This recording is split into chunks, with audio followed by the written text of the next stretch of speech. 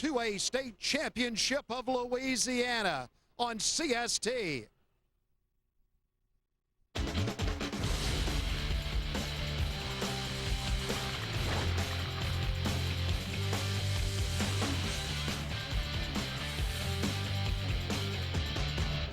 From the Louisiana Superdome in New Orleans, CST is proud to bring you the 2007 LHSAA State Farm Prep Classic presented by Southern Quality Ford Dealers. Tonight, it's the Class 2A matchup between the John Curtis Patriots and the St. James Wildcats.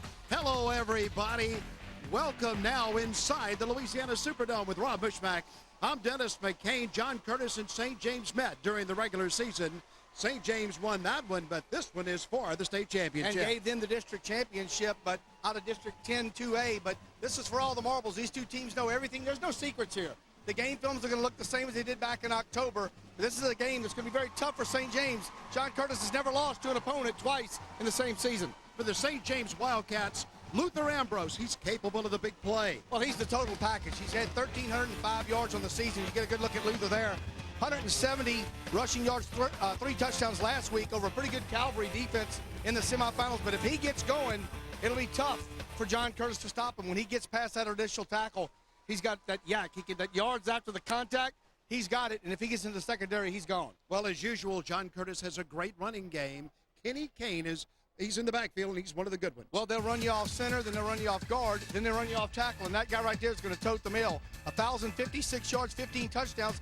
Tough chore for him. He takes over for a guy named Joe McKnight that's now at USC. And you think that they might skip a beat at Curtis. No, they just reloaded an outstanding running game, and they will lull you to sleep. And before you know it, they'll pop 175 yards on. This ought to be an outstanding game. We'll be back for pregame festivities and more. Then the kickoff from the Louisiana Superdome after we pause for a moment on CST.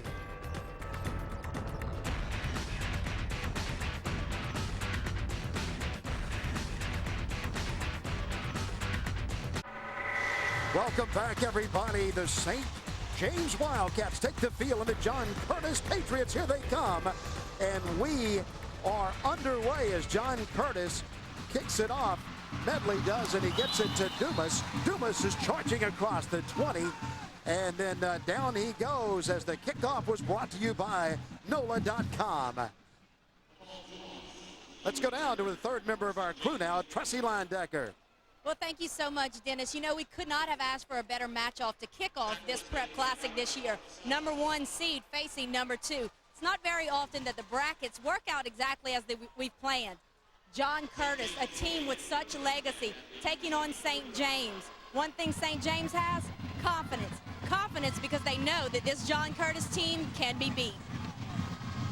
Well, the reason they've got that confidence, Dennis, is because, as Tressie alluded to, they beat them 16-14 back in October. That claimed the district title, but that means very little today as far as state championship, other than the fact they've just got to suit it up and do it again. But John Curtis hands it away, straight away. Tonight's starters brought to you by Southern Quality Ford Dealers. St. James offensive starters. And a good look right there at Kenny Zenon. The first play results in 2 yards, second down, and 8 to go. Dumas will keep it. He slides out to the right side, gets across the 25 to the 27. That's where Carlisle is waiting. Marcus Carlisle, and down goes Dumas. A lot of attention paid to Ambrose this week, but Dumas certainly one of the bell cows on the season. He's completed 56 of 121 passes for 850 yards. But he's very heady, 9 touchdowns also, and only 4 interceptions. So in an entire season against the schedule they played, just 9 of their 10 opponents in the regular season made the state playoffs. Dumas is trying to get to the outside. He won't make it. He's chased down by Matt Stansberry. 3 and out for St. James, and a good job defensively by John Curtis. And you'll see a lot of what you saw back in that game in October, but you can book it. Rick Gailey and JT Curtis, these guys know the game. There's going to be 1 or 2 plays that they're going to slip in there. And if you're not prepared for it, that could be the difference in the ball game. I think special teams will play a big part in this ball game. Both these teams very, very fundamentally sound, Dennis, and you'd expect their special teams to follow that suit. But special teams can play a big part in the outcome of this ball game. Narcisse is kicking, and McKnight is trying to pick the ball up. He does. Jonathan McKnight out to the left side. He won't be able to make the corner. The ball is loose. Recovered by John Curtis. Very quickly on the football was Pippen. Jonathan Pippen. Another powered by NOLA.com instant replay. You see the ball pop out right there. St. James with 4 players in the area, but one man, and one man only for J.T. Curtis. Able to pounce on it, Jonathan Pippen. And McKnight, now wearing number 4, which was worn by his brother for many years, Joe McKnight. Tonight's starters brought to you by Southern Quality Ford Dealers. Matt Sauché wears number 3. He's the quarterback for John Curtis. 2 men in the backfield behind him. He'll hand off for not much, right in the middle of the line right there, and nothing doing as Narcisse came in and made the tackle. Defense, defense, defense. Both teams feeling each other out early. 2 very, very good defenses. And as Tressie said, the number 1's and number 2 seed.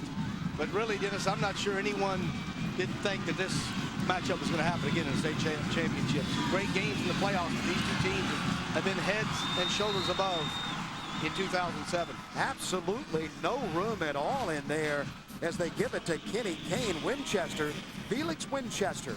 And also Esther was in there for St. James, but nothing doing on the left side. Got a little mix-up on the exchange. No harm, no foul, but 3rd and long, 3rd and 10 for the Patriots. You see Rick Gailey, and boy, what he has built on the river down in St. James Parish. It's something special. Oh, St. James hands it off again to Kane. Kane is slipping. Kane's down, and Favorite helps him go to the ground. Not sure if you, and you usually notice this because you're a foot guy. You know, you get that foot thing, but some slippage going on earlier in this game. You've seen, Sarah, watch right here. And the footing just not good. And right, see that you see that rubber and that black stuff that flies up? That's not dirt, by the way. This is a fake field, Dennis, if you didn't know it. That's grounded up tires that they put in the place of dirt. And the more tire you have, the slower the field, the less the tire, the faster the field. So it kind of makes it more like you're playing on real grass, but you're really not. Did you understand that? I got every bit of it, and Curtis will punt it away. From the 26, the kick is going down to Mullins. And there's your special teams. Curtis pounces on it. It's a turnover, and the Patriots have it at the 49. So almost a turnover the other way by St. James, or by John Curtis. St. James does turn this one over. Ashburn got the football. Well, if you think you want to be a punt returner, listen to this. I don't think so.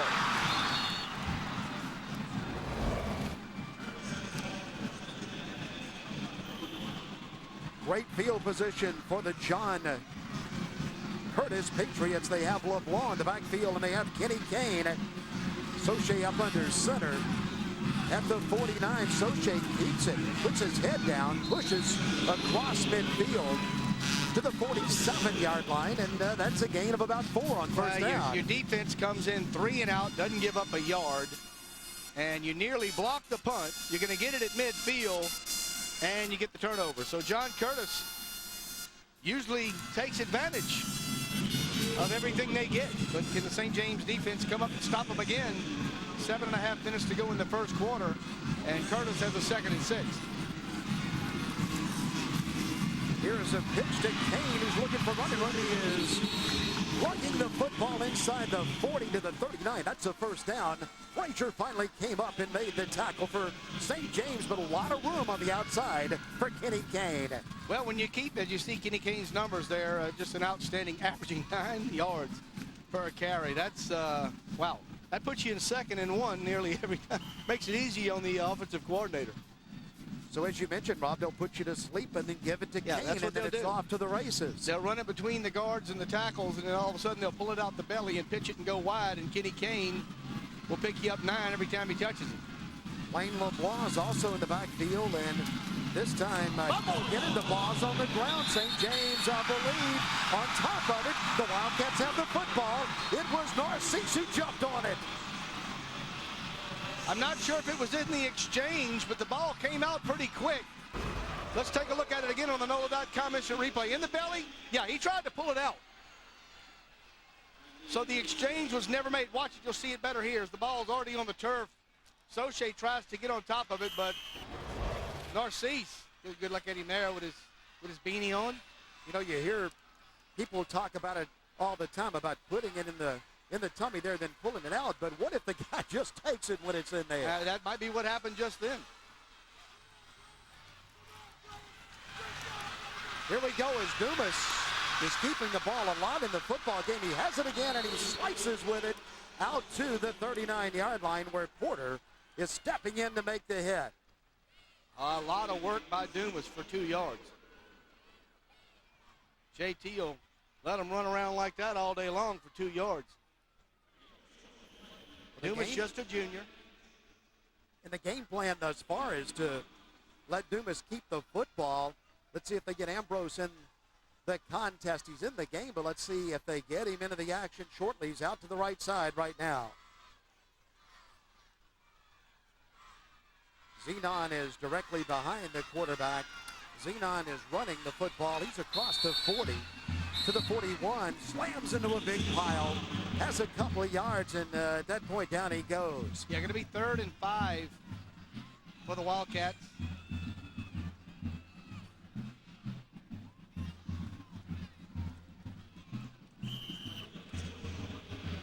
Well, we're glad that you have joined us in New Orleans in the Superdome with Rob Mushmack. Dennis McCain here with Tressie Landecker down the field. We'll be hearing from her throughout the evening. 3rd down now, 3rd down and 6 for St. James at the 41. Dumas is pitching the football. Ambrose has it down. He shows a little bit of speed, has it across the first down marker. I do believe that's a Wildcat first down. Green ran him out of bounds. Patriots did a nice job of stretching it, but you saw that little burst of speed by Ambrose at about the 45-yard line to cut it upfield and got the first down by about a yard. Both teams with the first down, both teams with a turnover. 5:40 to go in the first quarter.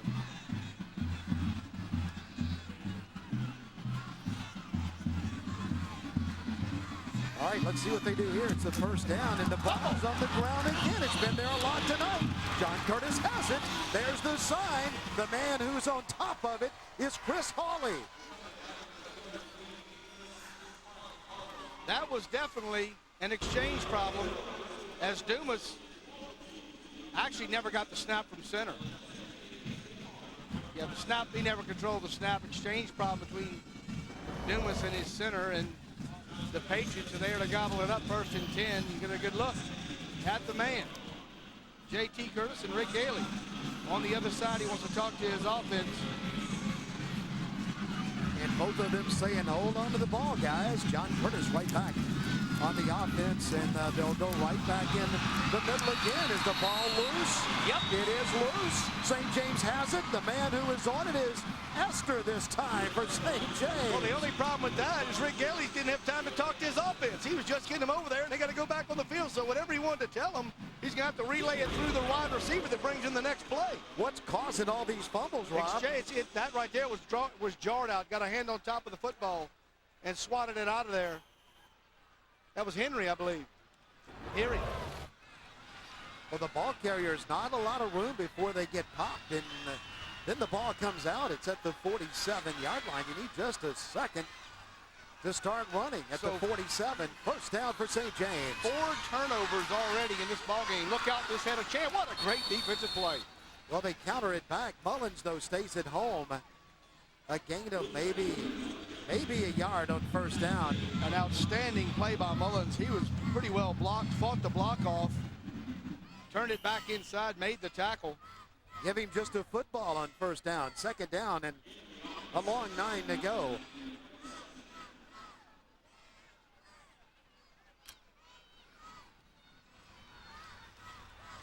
Well, we've been playing the football game right about midfield as the two teams are turning it back over to each other. Dumas is keeping it. John Curtis is in the backfield at the 40-yard line. Ashburn, Walker, Ashburn.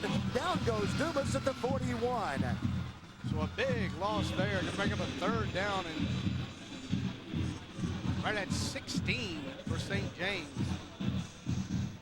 And Rick Gailey will send Mr. Dumas into the huddle with this 3rd and 16 call. And do you really have a play in the playbook on 3rd and 16? No, and we've seen both of these teams, and you've seen some big runs by Curtis and also by St. James, but neither team can get it moving tonight as they are being hit very quickly after the exchange from the quarterback. Dumas is putting a man in motion, and he's handing it in the middle to Ambrose. Ambrose has 1 yard, but that's it, and it's 4th down as Ashburn comes up and hits him again.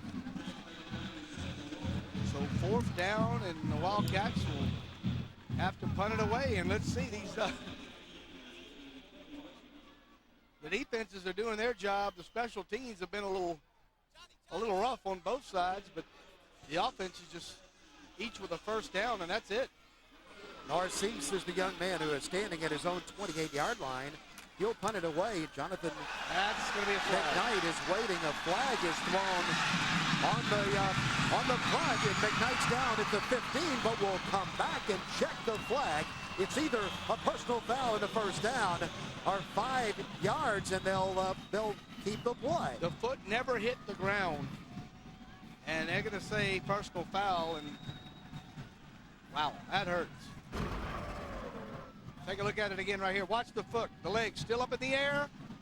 No, the foot was on the ground, but it ran right into him, wasn't blocked into him, and the officials are going to mark that one off.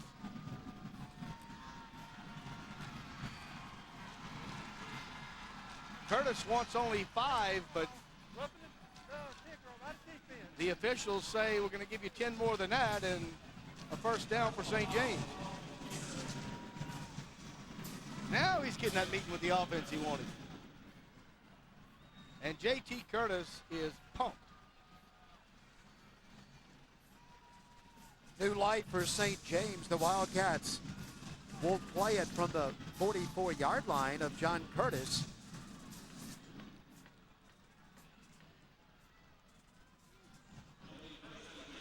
And they just now starting the play clock as St. James comes off the sideline. There's the handoff as Ambrose just waits for the football and takes it, but Ashburn's right there, and Ambrose only gets a yard. Henry and others helping on the tackle. Going to give him a yard on the play. 3 minutes to go in the 1st quarter. Then this entire game has been between the hash marks and between the 40s. It's just back and forth. Well, that's our view, and we've seen the whole game right in front of us. That's got a shot. Out to the right side and breaking it out there for a few yards on the right side goes Davis. And stopping him was Smith, but Davis for a while looked like he might just make the corner and go for a while. A very swiftly played 1st quarter.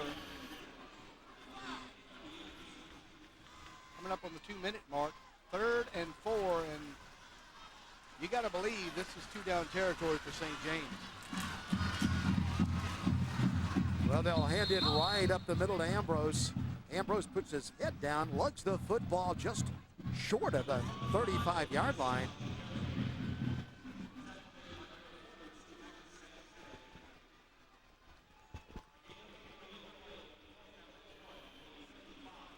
Zenon, the man carrying the football on the last play, gets it to a yard short of the 1st down. 4th down, St. James will go for it.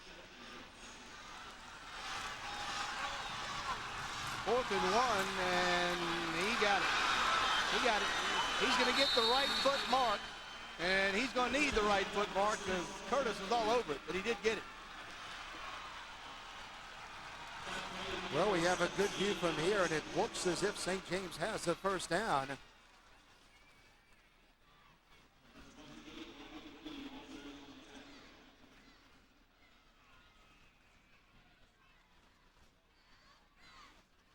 Yeah, he has it by just about a half a ball here. They'll come in and measure, but it looks like, well, they have the first down.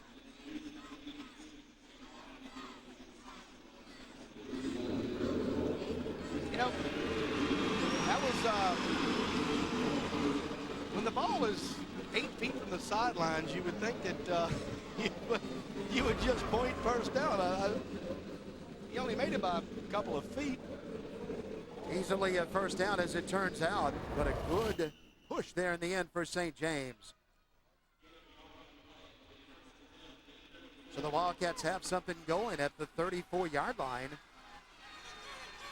And Dumas is calling the signals and then pitching it out to the left side, and a loss on the play back to the 37 as LHSAA came in for John Curtis. You know, you talk about these two clubs and playing at the 2A level, but, you know, when you look at what they did during the regular season, the playoffs, Destrehan, who's playing in the 5A state championship game, ranked number 1 in 5A, the highest classification, and Turlings, who is one of the best 4A teams in all the state. That's the only 2 losses for St. James. Curtis loses to Longview, Texas, which is a 5A perennial power, into this St. James team. And I mean, there's just not, these two teams have just really excelled in 2007 and against monster schedules. Both played brutal schedules to get here. Zidane on the counter play down to the 31. Carlisle made the tackle. That'll set up a third down situation coming up. 3rd down and 7. See if he doesn't try and get outside, pull it out of the belly, and maybe throw it here. Davis out to the right side, cuts back through a hole. Davis is inside the 25. Davis has a first down.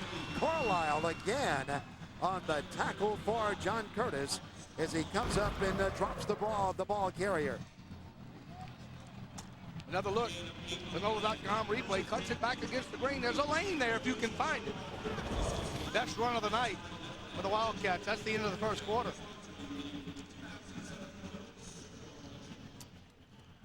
Well, it's a quarter that was dominated by turnovers on both sides. Right now, St. James moving the football at the 23, and we'll be back in a moment from the Louisiana Superdome.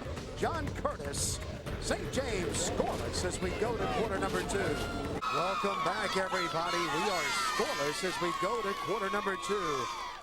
Last week, John Curtis, a big victory against, well, one of their big rivals, the Evangel Eagles, in the semis. You see Kenny Kane tucking it away, hitting the sidelines, and good night, Kenny Kane. One more time as the defense puts up the pressure, and Evangel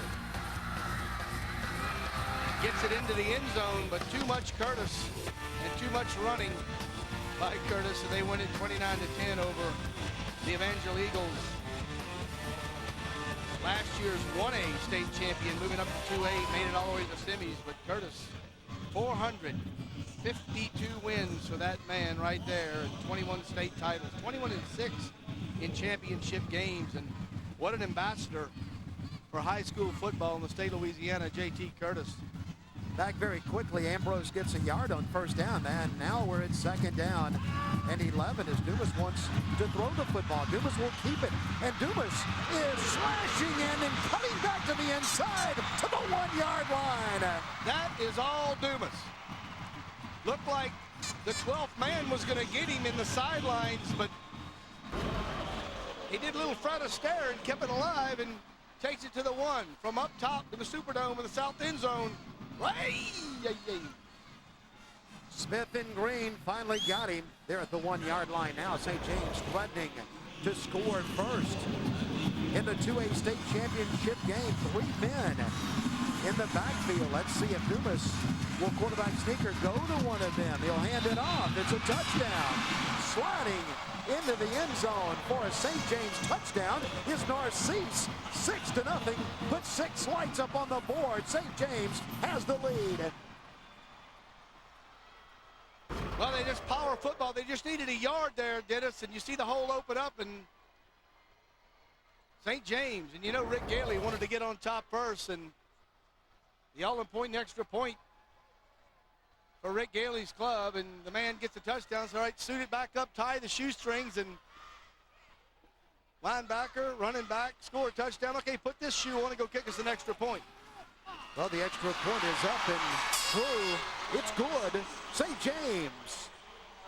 Narcisse puts another point on the board, and the Wildcats have a 7-0 lead over John Curtis in the Superdome. Back in the Big Easy full time now after a stint in Oklahoma City. But the buzz, the beehive over there is buzzing. Have you seen the honeybees? Yeah, they're nice, and there are a lot of nice crowds there too. And it's been a lot of fun thus far, and the Hornets needed that start, and they got it. Well, St. James and John Curtis, of course, play out of the same district. And they both play the two teams from way up in North Louisiana, in Calvary Baptist and Evangel. A lot of people were looking maybe at a North-South championship game, but, you know, sometime when you go to the playoffs, it comes forward to who has the best district, and the best one was down here. These two teams are the best two teams in the district, in the state. Well, the kickoff is by Laura Sella. That's who grabs the kickoff and comes out near the 30-yard line, where John Curtis will go to work. 10:56 to go in the half. Wildcats on top 7-0. And they've done a pretty good job, for the most part, wouldn't you say, of controlling the Curtis offense. Matt Soche's stats on the year, they don't throw it a lot, completing right at 50% of his passes, a rating of 93, 9 touchdown passes, 6 interceptions. But they will pound you and pound you and pound you for 4 quarters. Let's see what they do here, and they'll hand it off straight ahead. And I'm telling you that St. James is on the ball carrier before he can ever get started. And just nowhere for LeBlanc to go right there. Good defensive penetration by the front there, and lucky that they marked it there. Might have looked like he might have lost the yard, but they put it back to the original line of scrimmage, 2nd and 10.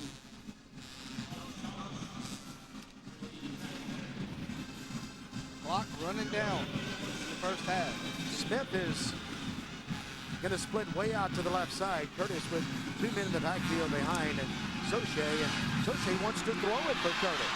Soche fires the football and hits his receiver, complete with it.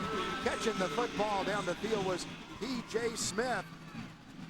Phillips made the tackle for St. James. Credit the offensive front here. He rolled to get him a little bit of time, but that's not open.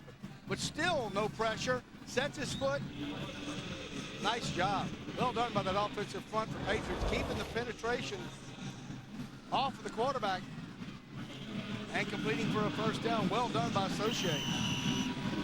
Well, let's see if that loosens up St. James just a bit as they hand it to LeBlanc. LeBlanc crashes across midfield where Phillips finally comes in and hits him at the 49, and a flag comes in. Late flag.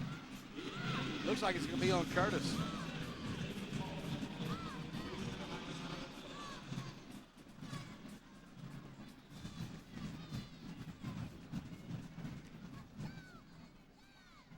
Well, Curtis had something going. Personal foul. It is a personal red. foul. Personal foul. White. Why throw the flag? Replay it down. No. You know, if you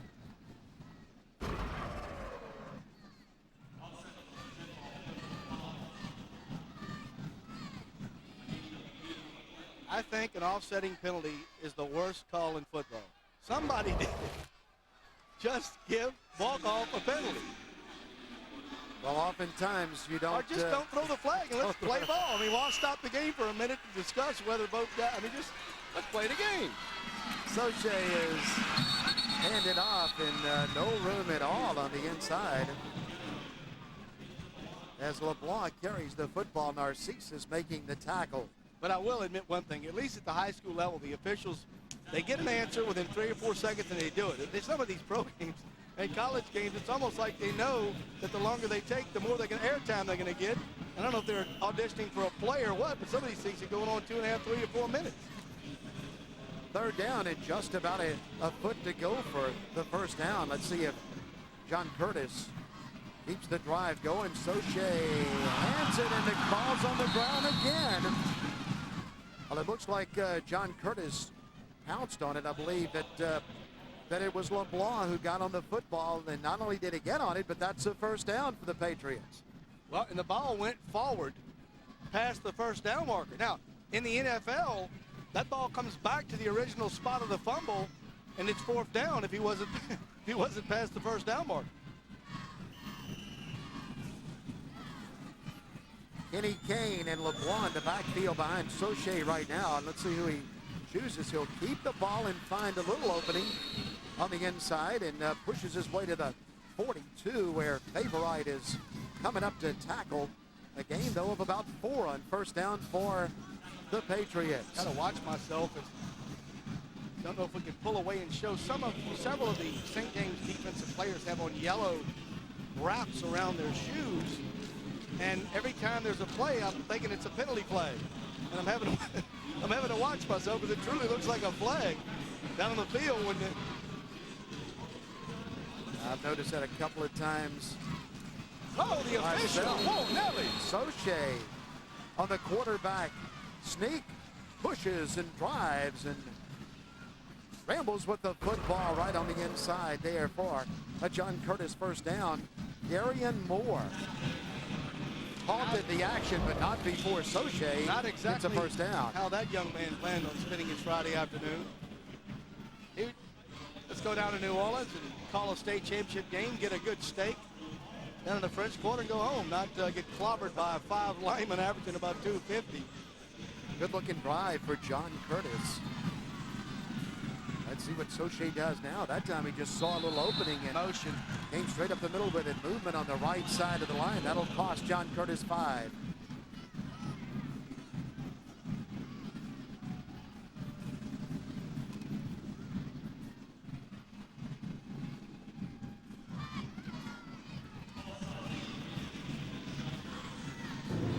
Here's the chase. First quarter stats. Rushing yards, St. James doubles them up. No passing yards, but that one at the bottom, 2 turnovers by both these squads, and that's I think that's nerves. I think that'll probably settle down. We've seen the ball on the carpet a lot, but both the offenses, St. James's last drive, John Curtis' drive after the St. James touchdown, the offense is able to pick up some first downs and move the chains. Well, the Patriots are attacking, and right now St. James defending their 7-0 lead. And once again, a mix-up as the John Curtis line fires ahead, and that'll be 5 more against the Patriots, and they'll play it first down and 20. That's not where they want to be, is first and 20. But that one was the entire offensive front except for the center. Dead ball, ball start, offense. Still play first down.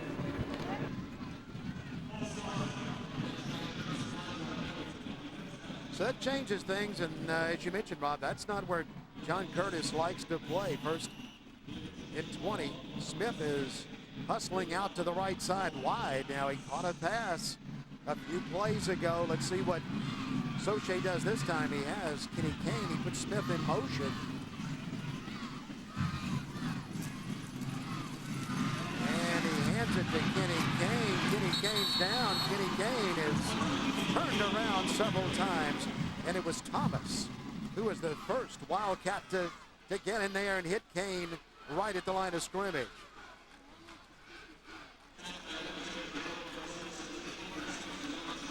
Wildcats. They can get to side in a hurry, can't they? They're all over these ball carriers, getting to them just as the football does. Soche has 2 wide receivers this time out to the right. He'll This has got a put it out chance. there to the right. And inside the 35 it goes. Inside the 25-yard line, hustling with the football out there is Dumas. Got it out. Dumas is pushing him out. Really just an extended handoff, but look at the block downfield by the wide receiver. That's what sprung it. Vincent Allen grabbed the football and gets a first down for John Curtis. Dumas knocks him out. First down for the Patriots at the 24. Allen's had a pretty good season, averaging 24 yards a catch. Didn't do anything to hurt that number on that one. 4 touchdowns. Big gain, first down for the Patriots. They keep the drive going. On the 24.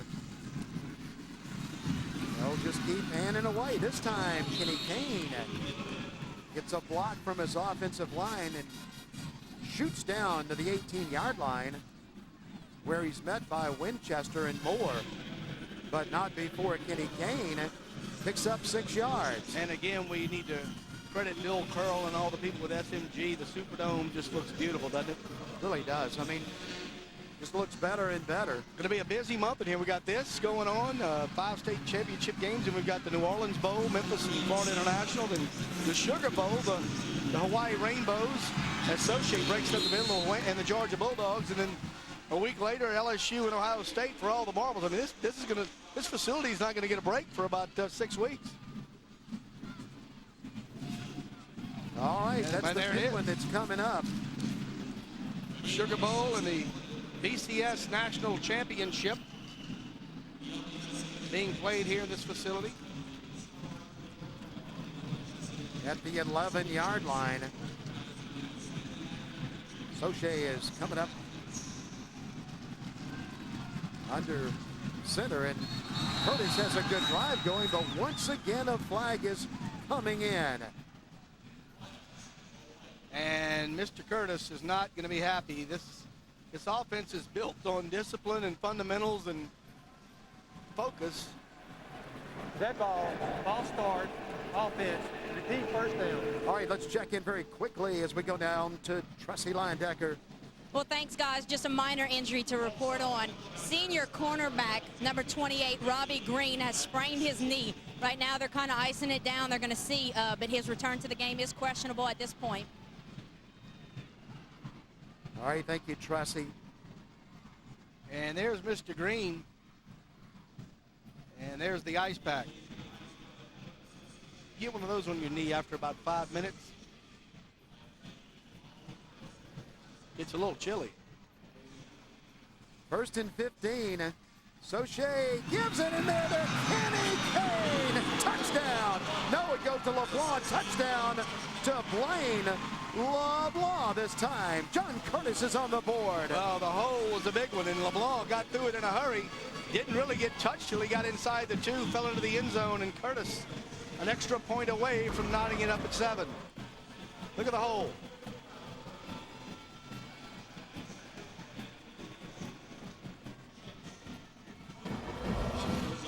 Spear got him right at the goal line, but LeBlanc took it to the end zone.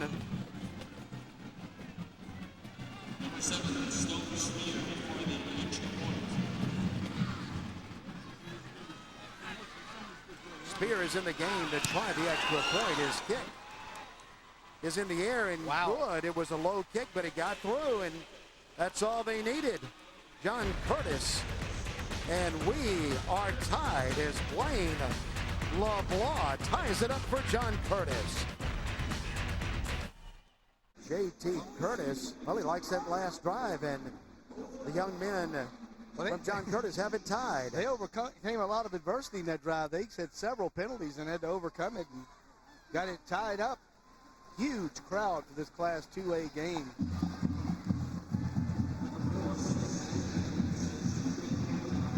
Have you read Hurricane Season? No, but I know you have, and you say it's very good. Here's Ambrose. Straight up the field, down he goes at the 17. Yeah, Neil Thompson wrote a book called Hurricane Season, a coach, his team, and their triumph in the time of Katrina, and sold a lot of copies of it, and it's a well done book, worth the read. It talks about John Curtis following Katrina and a lot about the human spirit. And I'll tell you what, there's a lot of human spirit that was needed down in this part of the country following Katrina. Well, they'll spot it at the 18-yard line, and St. James will play it right there.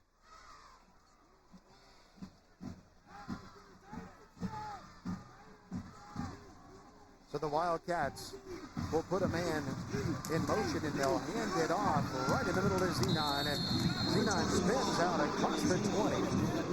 Just across the 20 is Stansberry, Matt Stansberry, and also Mike Henry waiting right there to halt the action for John Curtis. That's a big man.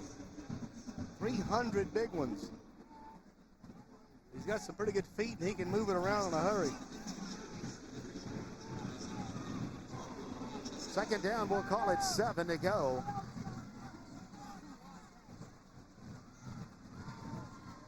Dumas going to put a man in motion, and he'll pitch it out there to Davis. Davis, who has been in the action a lot tonight, has a first down as P.J. Smith hits him, but not before Davis has a first down for St. James. Looked like he might take it all the way back across the field. He heads outside right there. Might have had a shot. But he paid for it. Cutting back over. I tell you, it's dangerous in between those hash marks. Especially if you're making a cutback. You don't know what's coming from the other way. Blindside you. Another handoff is in there to Zenon again. Zenon puts his head down, drives out to the 34. Stansberry is right there, and Hill hauling down after a gain of just about 1.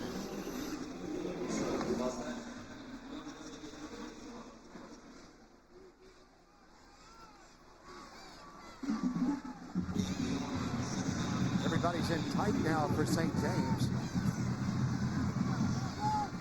2 men in the backfield, and Dumas will put one of them in motion and handed it off again to Zenon. Ashburn is making the tackle in the backfield for John Curtis. It was nice to see former Commissioner Tommy Henry came up and shook hands and spent some time in the press box with him, given an award. Tommy Henry Courage Award will be presented tonight.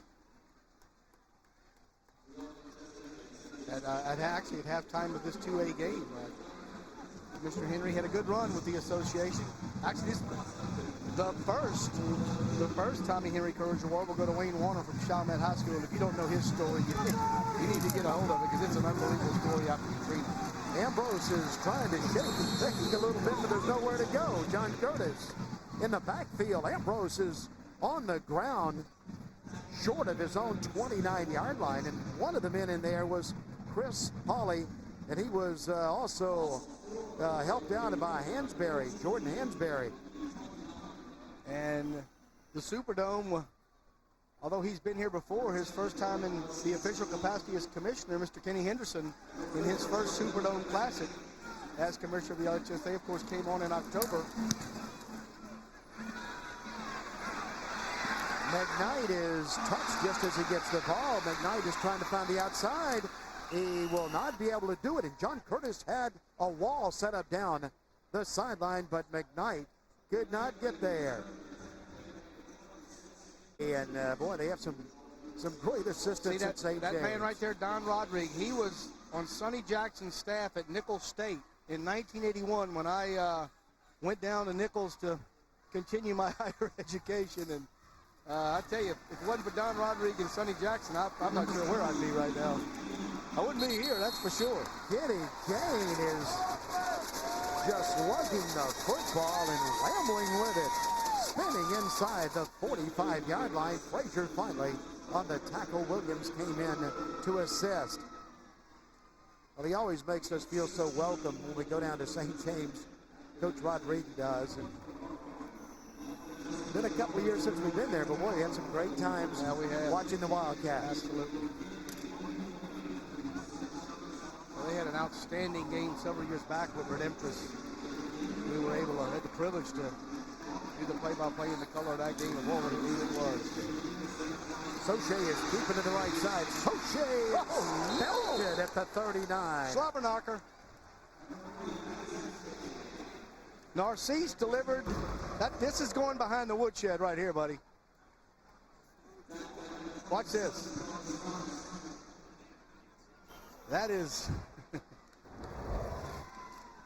That's not how you kiss your date to the prom. He'll bring up a second down and 4. Soche was able to get 6 yards.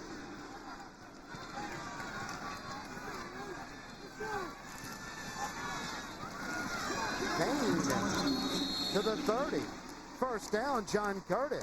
They're starting to pick up some yardage in chunks here. The St. James defense has got to hold on for another 135. You know, they'd like to get a stop before the half.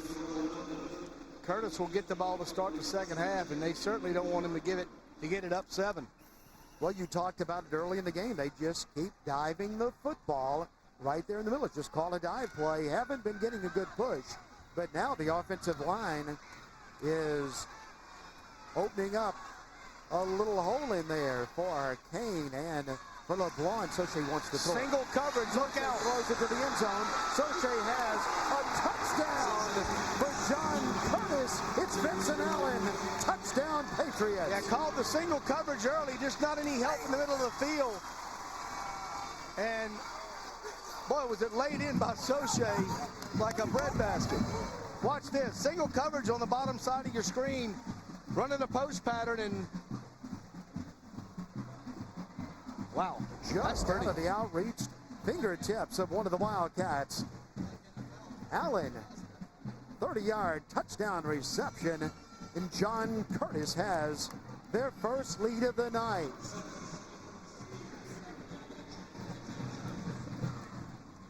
Spears in the game to try to up the lead to 14-7. His kick is up and good. John Curtis with just 1:13 to go in the first half. Air Curtis. 7. Air Curtis, that sounds pretty good, doesn't it?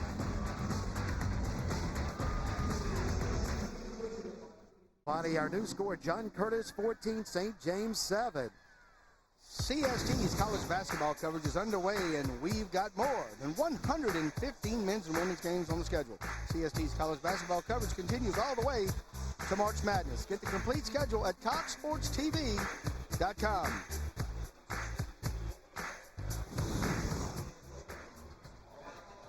Four plays, 60 yards, only a minute and a half, 30 yards. Soche to Allen. And the Patriots have their first lead of the night, 14-7, 1:13 to go in the half. Both teams with 3 timeouts. And that man right there would love to even it up.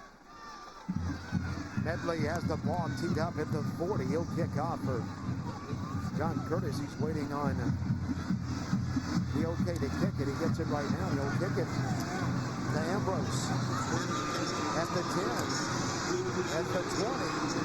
At the 22, that's it. Down he goes.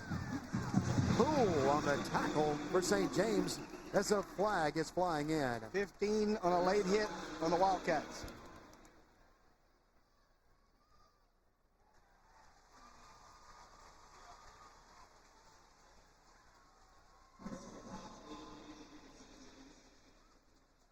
Right at the end of the play.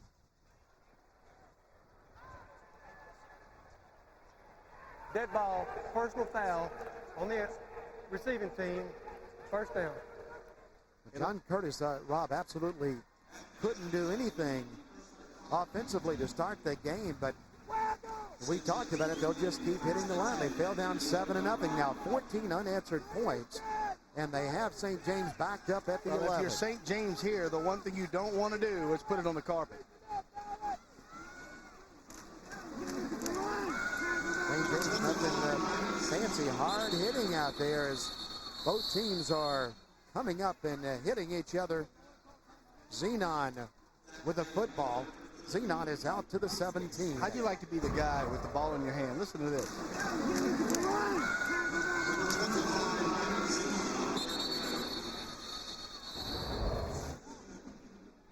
Well, a lot of game tackling, but you get the feeling right now that St. James is very content to let the clock run out. Now, John Curtis has all 3 of their timeouts left, so let's see what they do right here. If they could get a stop behind the line of scrimmage, maybe they would use one of them. They hit him right at the line of scrimmage.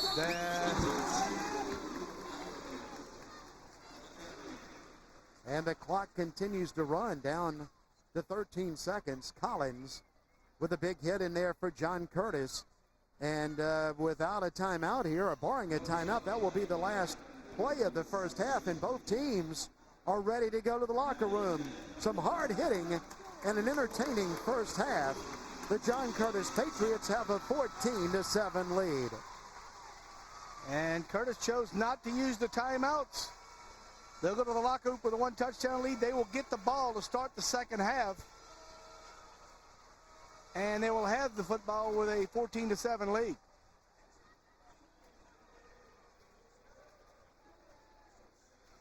Well, the John Curtis Patriots, they're used to being in the championship game, and right now they have a 7-point lead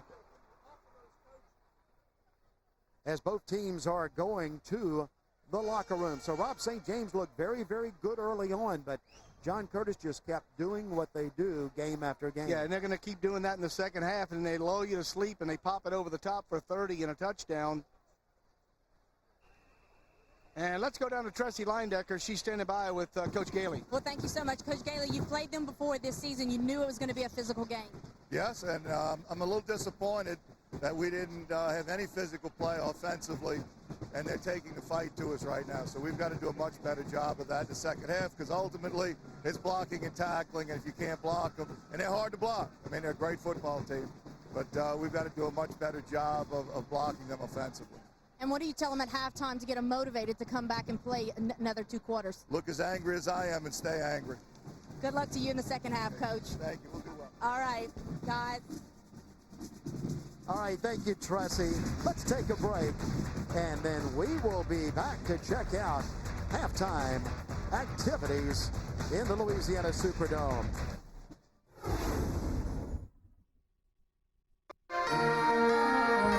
Hi, I'm Roger Kadar. The Jaguar Nation would love to wish everyone a happy holiday season.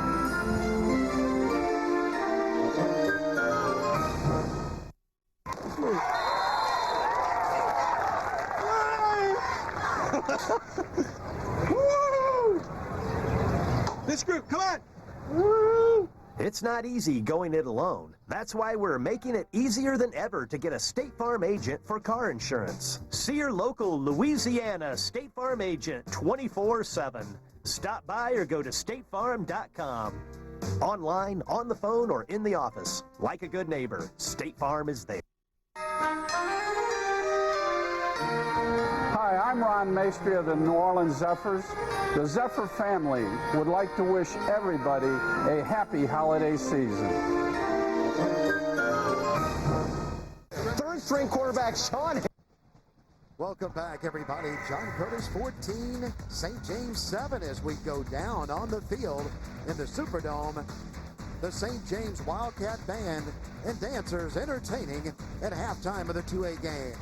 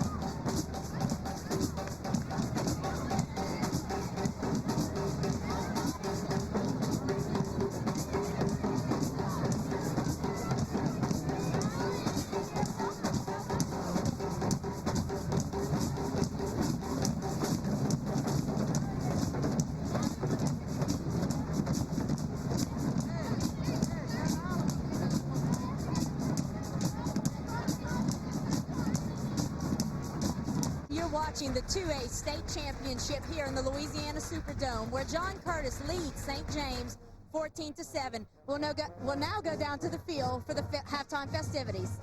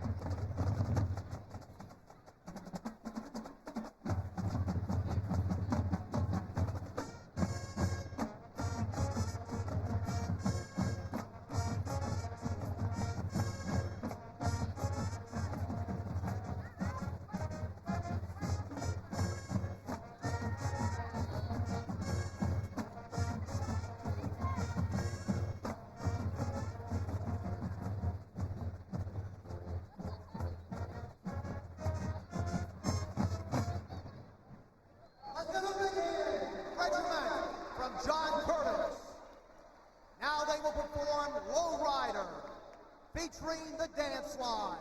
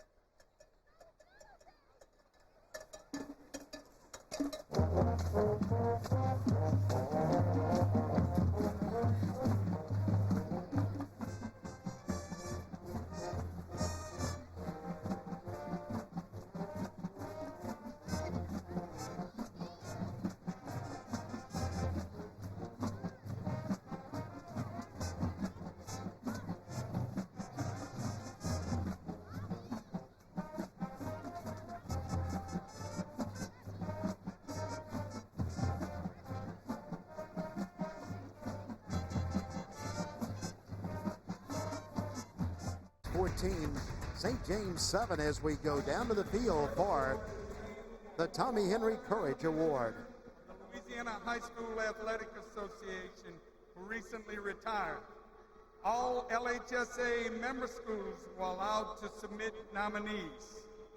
This year's winner is Mr. Wayne Warner, principal of Chalmette High School. Mr. Warner is recognized for his remarkable heroics during and after Hurricane Katrina. His prompt and bold actions had a significant impact on the entire parish of St. Bernard. Accompanying Mr. Warner at midfield are members of the St. Bernard Parish who were workers at Chalmette High School during the storm. Also at midfield for the presentation, LHSAA Commissioner Kenny Henderson, Ms. Lori Lyons and Garland Foreman representing the Louisiana Sports Writers Association, and representing the Superdome Management, SMG, is Mr. Bill Curl, Doug Thornton, and Danny Vincent. Ladies and gentlemen, the 2007 Tommy Henry Courage Award winner, Mr. Wayne Warner.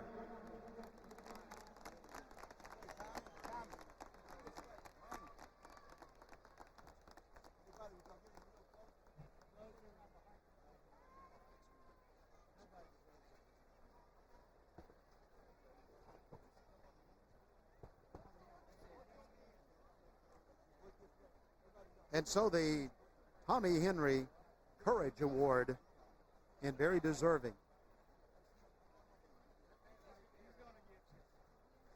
A lot of lives following Katrina. Opened up the school, chose to stay here, opened up the school and let people come in that were having problems with water, and got them all into the school, and then had to move them all to the second floor when the first floor filled up with water. And I'm going to tell you, that's for the first Tommy Henry Courage Award, I don't think there's anybody in the state of Louisiana that's better than Mr. Warner. Well, we talk all the time about places we've been, but the reception and the hospitality in Chalmette always good for us when we bring high school football to that area, and particularly when we have the Owls on. Let's pause for a moment, but we'll be back with Tressie Landecker in just a moment.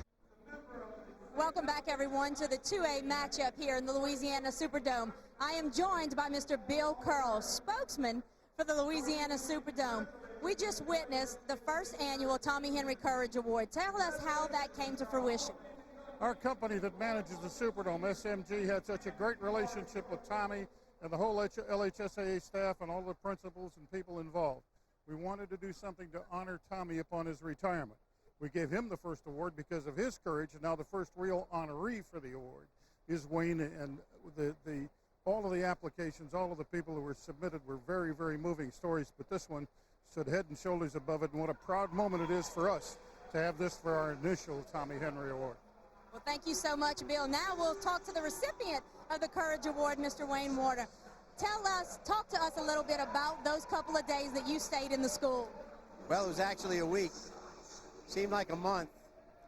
Well, basically we were just trying to keep people alive, and it required a lot of different things that we had not done before.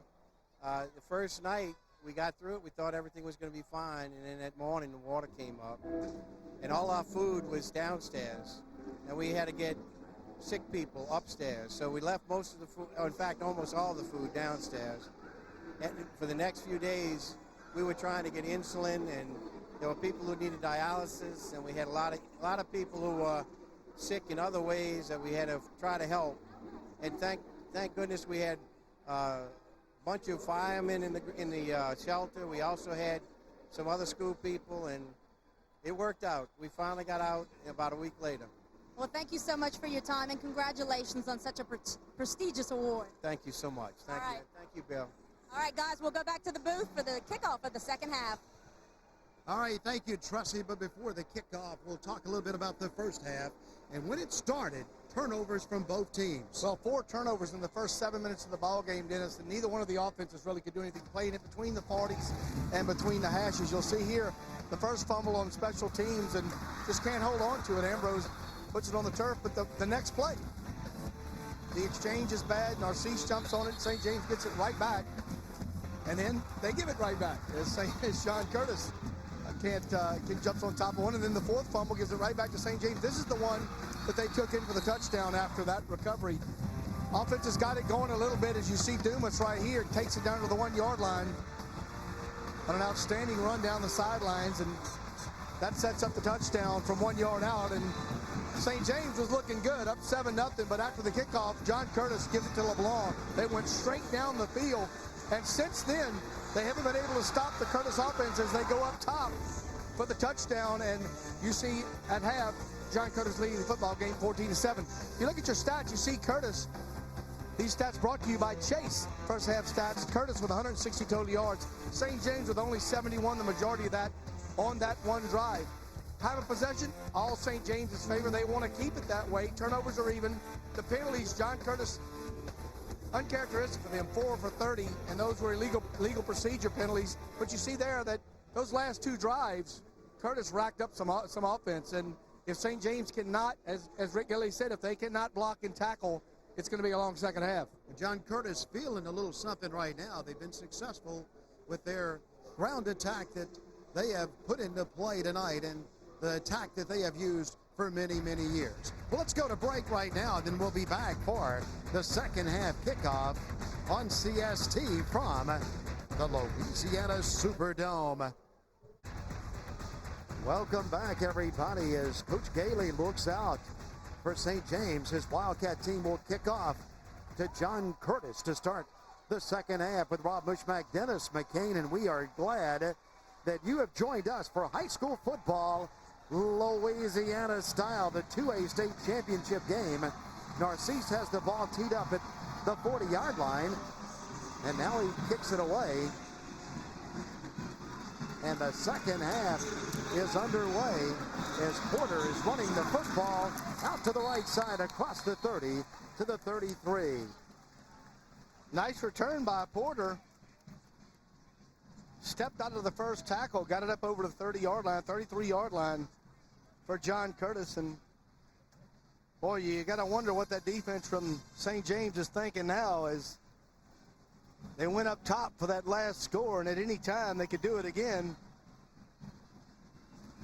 And I was getting ready to say that, you know, we kept talking about them running it, but Soche pretty good through the air tonight.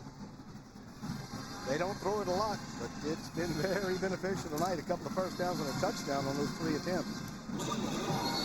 Now the handoff is in the middle as John Curtis goes back to the running game. A gain of about 2.5 on first down as we go to Trusty Landecker for an update.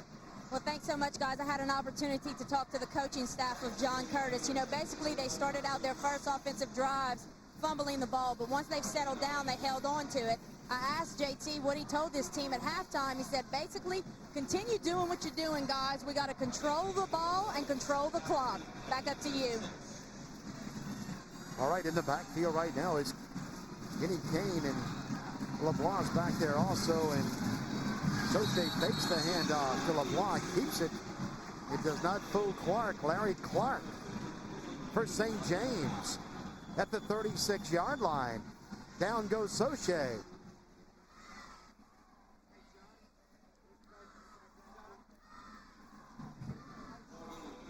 So let's see if St. James can make John Curtis punt the ball to them. Will they go 3 and out, or will John Curtis pick up a first down? 3rd down, 8 to go. Soche is coming up under center, and he has a man way out to the left side.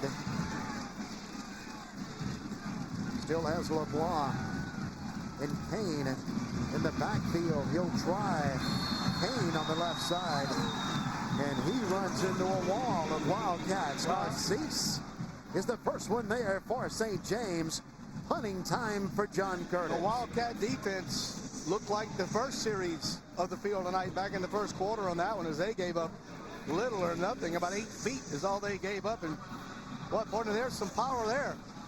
I mean, that's responsibility and power. That's former Commissioner Henry on the left, our new Commissioner Kenny Henderson on the right, and I guess they're going over some strategy, huh, partner? Well, that one hits the ground, the punt does, and then bounce backward as the two gentlemen talk, and we've had some great times with both those men, both of them on the golf course around the state of Louisiana. Just a little bit of advice probably exchanging there, and I tell you, it's a heck of a responsibility to do what those two men have done in running high school sports for the entire state of Louisiana, and not sure what happened there, but Mullen just went down to the knees. Well, John Curtis couldn't get anything going.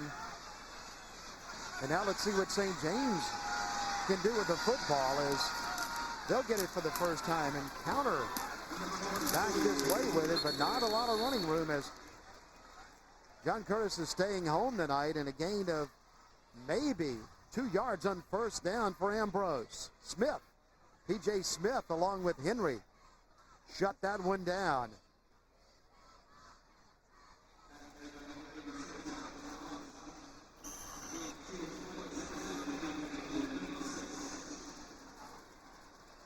You're just waiting for Ambrose or Dumas just to break one, but the Patriots have just kept them contained.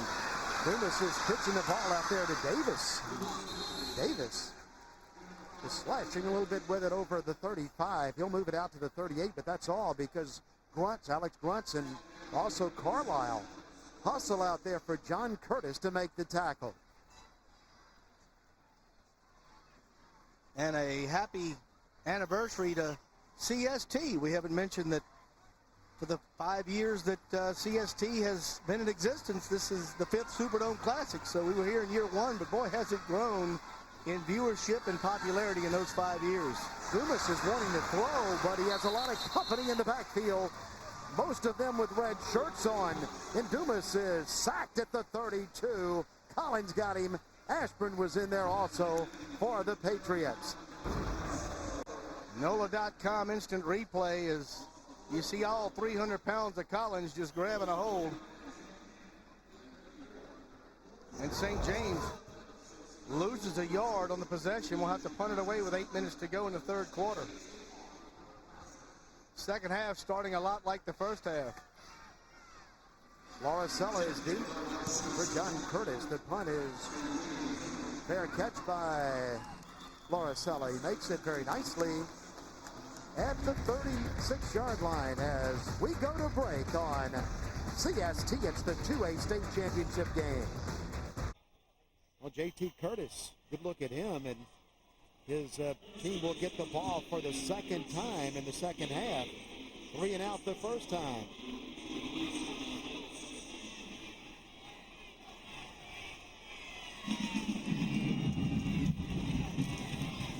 Curtis puts a man in motion and then hands it off, and it just opens wide open there for LeBlanc, who is across the 50, across the 45 to the 41. Narcisse and Dumas finally running down. That's the same play he scored the touchdown on, and that hole was there again.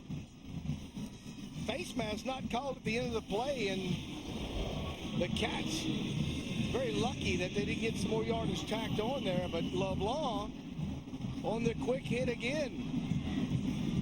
Well, they need it again right now. Curtis puts a man in motion. Soche with 2 running backs behind him. He has LeBlanc, and LeBlanc has the football to the 36 as a flag comes flying in.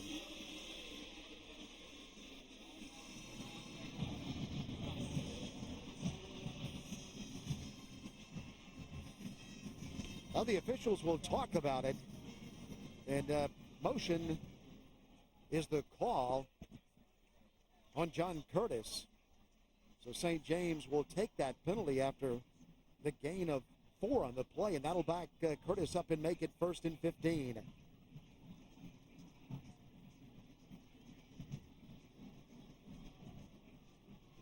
Well, I think that the jawing, little cat and mouse going on between Narcisse at linebacker and Soche at quarterback. He just held the snap count, and the man in motion ran out of field on the top side to be in motion and tried to come set.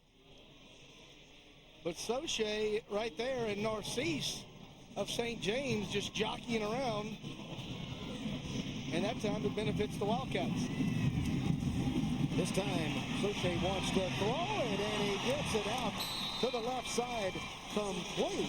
Pulling the ball in out there is Vincent Allen, and Soche has had a couple of nice passes to Vincent Allen. Well, he's 4 for 4. Just a quick out pattern, and he puts it out there, and Allen does a nice job of bringing it in. Cuts it upfield for a first down. Soche throws an easy ball to catch, doesn't he, Rob? On that touchdown pass, just sailed it out in the air and let Allen run under it. That time leads Allen to the outside. First down for John Curtis. And here come the Patriots. They're attacking, and St. James trying to defend at the 27-yard line. A big hit. Recovered by St. James. It's inside the 5 now. It's all the way back to the 2, but the Wildcats have the football. They needed that regardless of where they get it, but actually had you fallen on it, you'd have it around the 12 or 13, but tried to make something happen. Dodged a bullet on one end, but you're 98 yards on the other end. Watch the ball pop out. Right there. DeMel Dumas grabbed it.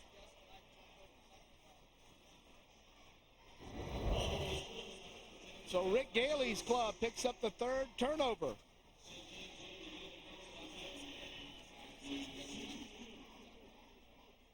We were talking about that cat and mouse earlier between Narcisse and Soche, and that time the cat got the mouse as he jumped over the top and jarred it loose, and the Wildcats come up with a big one. And JT Curtis, I think he's thinking if we'd have stuck it in right there, helmets were flying. At the 3-yard line, a gain of 1 on first down. You were about to yell fumble. You're right. But You're exactly that was right. a helmet that came out of there. Just 1 on first down. Very important that St. James picks up a first down here. You'd like to get a couple of them to get away from the goal line. They'd just like to get a couple of them to keep their defense on the sideline. The offense has just not been able to do anything outside of that touchdown drive they had. No Dumas, no Ambrose, no Davis.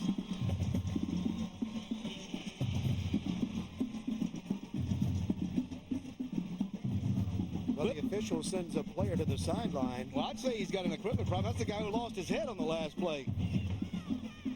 He needs to get him a new chin strap, a new mouthpiece, all falling apart. Look, he's got pads hanging out of it. He's got his mouthpiece in one hand. He's got his chin strap in the other hand. But you got to remember, through all of that, back in the day when this game started, they didn't wear helmets at all. I mean, now if you guys got one little thing, well, get a helmet on him. Well, back then when it started, they just butted heads like two rams. Here's Dumas wanting to throw the football. He lets it fly. It's a jump ball. Look out, this is trouble. And down the sideline it goes. He's going to score. As Laura Sella is in the end zone. Touchdown, John Curtis. And another official got run over at the goal line, and he's getting up pretty slow, but there was nobody on this side of the field. Laura Sella grabbed the football that was overthrown. One-on-one coverage out there. Laura Sella kept his eyes on the football, and he flew down the sideline for a touchdown. Watch here. He doesn't need a block. He's still, the only block he needs is right here. Right there on 53. There was nobody else around. And Laura Sella, watch how wide open the field is here. This is almost like a punt return. There's the wall. And you just don't see any white jerseys at all. Laura Sella became the receiver, grabbed the football, and took it home. And a good look at that young man. He has given John Curtis a 20-7 lead. The extra point coming. And the kick is in the air and good. John Curtis, as a result of Laura Sella's interception and touchdown, 21-7. That's a lifetime of memories for yet young man as Laura Sella takes it home, and he knew exactly what to do with it after the interception. John Curtis set the wall up, as you mentioned, Rob, and Laura Sella just took it to the house.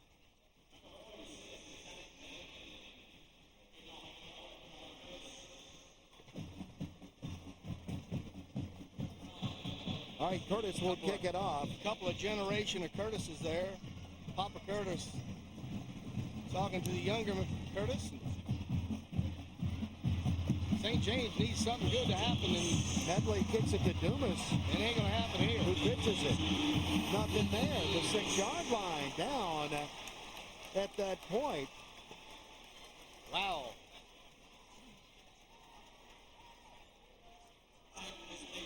You got to believe that they saw this on film before. Watch this. That's just filling your lanes there, buddy. They were keying on Ambrose, and for the first time, Ambrose was not the deep man. Got the football, but Curtis all over him at the 6.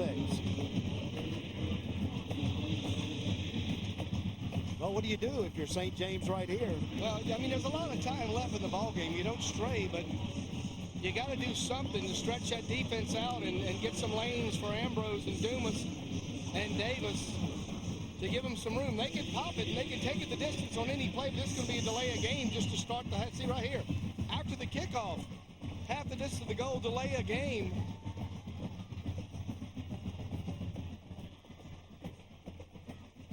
Well, that'll cost them half the distance to the goal.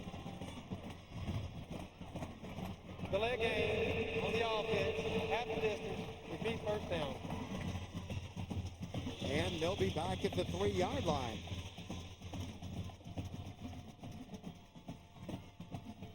Dumas has Zenon, and but if you look, John Curtis has 10 players within 5 yards of the line of scrimmage, and it's just tough to run the football when you just can't block that many people. Hansberry on the tackle. He's assisted by Stansberry. Ambrose took the football and rambled across the 10 to the 11, but I like the way they put Ambrose back in that eye. So you have Zenon and Ambrose and a couple of guys to look at right there. I mean, maybe you get Dumas outside to give him a little more time and see if you can't complete a pass just to loosen it up. But look again, you're going to see 10 guys here, 10 guys within 6 yards of the line of scrimmage.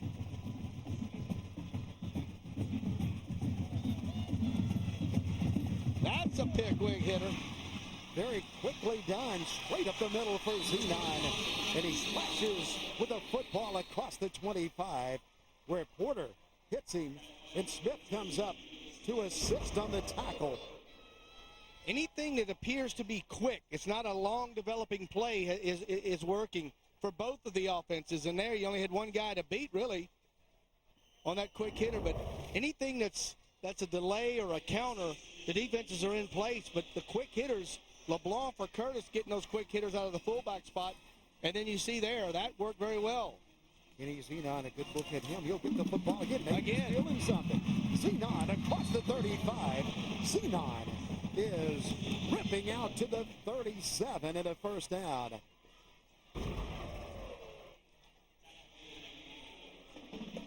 And again, I'm not sure what the problem is, but Courtney Bouger lost his helmet again. I mean, that's twice. First down, back to back for St. James. A little work went into that side. Now, see, here's one out of the eye to do it. And that's open up and look out. He's gone. That's it in the field. That's Ambrose with it. Ambrose is taking it to the end zone. They won't catch him. Touchdown, St. James. And here come the Wildcats. Two quick hitters, and then they go deep in the eye to Ambrose, and he takes it the distance untouched. And boy, do the Wildcats need that in a bad way. Whoa, Nelly. 94 yards in 4 plays. So you back them up to the 3, but 3 big plays. Look at the hole. In a row. Good cut by Ambrose. He is capable of the big play, and he gets it right there. Touchdown Wildcats. The extra point would close the game to 7. Straight on. The kick is in the air. No good. Hit the goalpost. So the lead is 8 for John Curtis. But St. James comes back and answers the pass interception on CST. 21-13, John Curtis. Go to CoxSportsTV.com to get a full listing of all the great programming on CST each week. And every Saturday and Sunday morning, it's the best in outdoors. Visit CoxSportsTV.com for all your CST needs. A lot of noise coming out of the goal section across the way. 4 plays, 94 yards, 139 off the clock. And that man right there, Mr. Luther Ambrose, he's done it all year. Took it to the house for the Wildcats. New life on the field and in the stands for St. James. They got their groove on. Well, they love football in the river parishes down there, and particularly in St. James with Lutcher on one side and the Wildcats on the other. LeBlanc is across the 20 to the 28 for LeBlanc. John Curtis will play it right there. 3:54 to go in the third quarter. Fireworks in the last 5 minutes. Both the offenses putting up 6.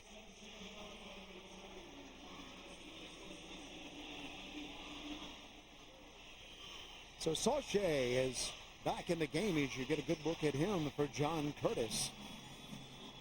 And JC will play it from the 29 with their familiar set in the backfield with Kenny Kane and with Blaine LeBlanc. This time it's Kane, and Kane is stacked up at the 30.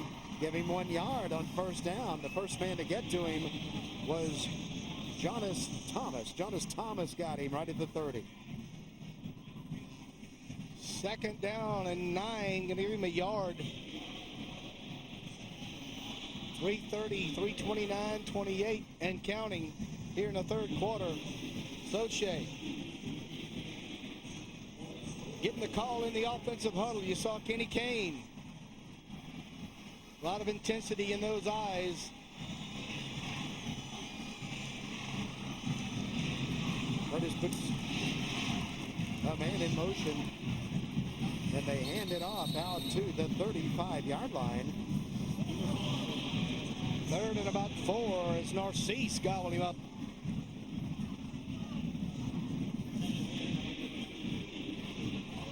Patterson in the game with the football that time for Curtis. As Larry Clark came in to stop it for St. James. So both teams like to just punch it in there and just keep punching and punching until it opens up. And the Wildcat Nation across the way is making some noise. And a lot of it. Here come the Curtis Patriots. Their fans getting into it. Flag on the play. Kane, this is going to come back.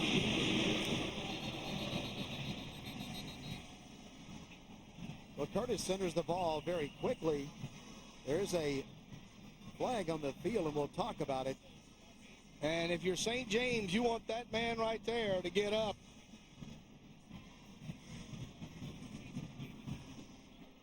And he did. Looks like an ankle. May have twisted his ankle.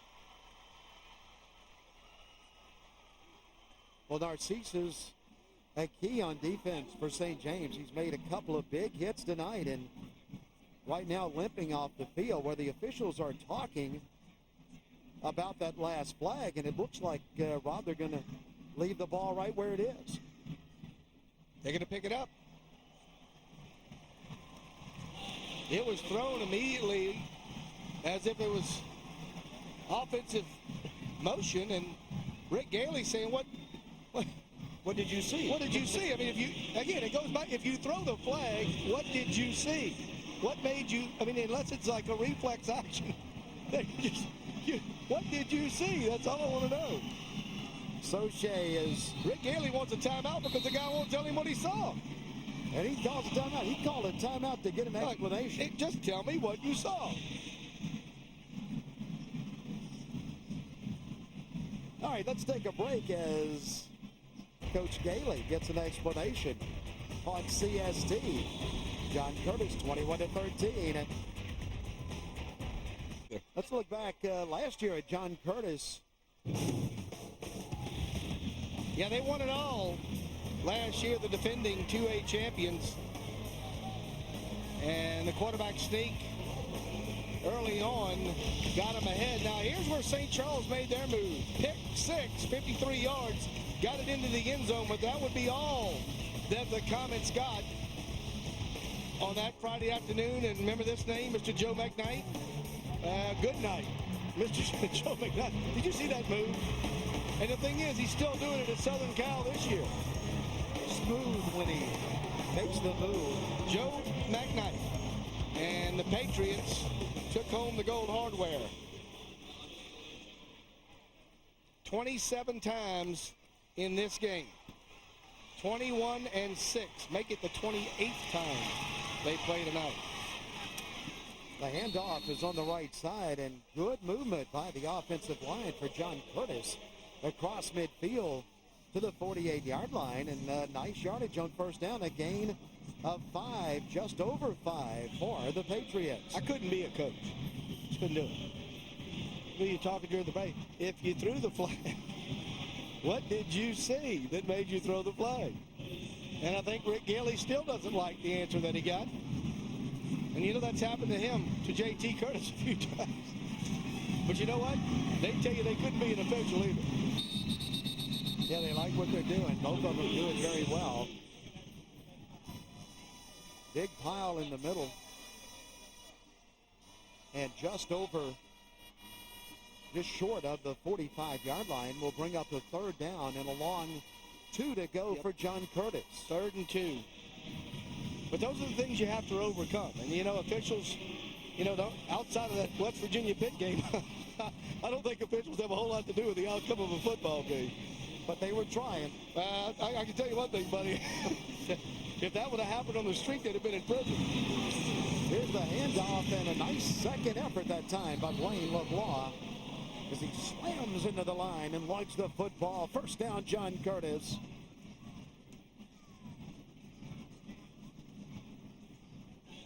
So a first down. And just keep in mind that this drive continued after the phantom flag. Well, the Patriots have something going right here on first down in a third quarter that has moved very rapidly away. The pass is out there to Allen.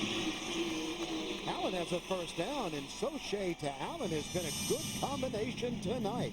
5 for 5. And another Patriot first down. Williams ran him down, but not before Allen got a first down at the 31-yard line.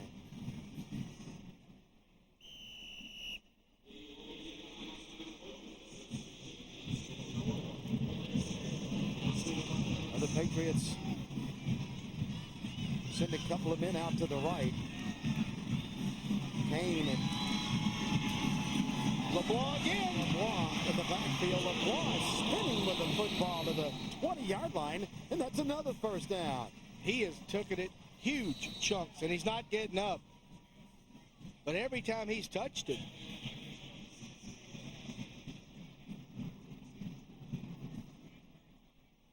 looks like the left ankle.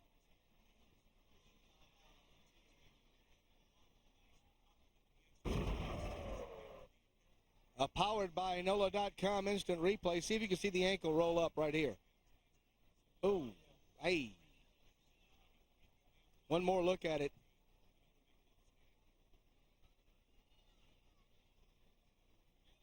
Yeah, the right foot just dug into the turf. Left foot dug into the turf, and well, that'll need some ice. You ever had a high ankle sprain? Never a high one. No, you want a low one? I've had a broken one. Buddy, they'd say a sprain a lot of times is worse than a break. I'm not so sure about that. I broke the tibia and the fibula. And was laid up for quite a while. That ankle's never been the same. Probably cost me a pro career. That's what I tell anybody anyway. But at least you're a good weatherman, you know. That happened in the 8th grade, but it cost me a pro career. I'm an excellent weatherman, but whenever it gets, I can tell you about 24 hours before it gets cold, it's getting ready to get cold. Well, Blaine LeBlanc is on the ground for John Curtis, and he'll need assistance.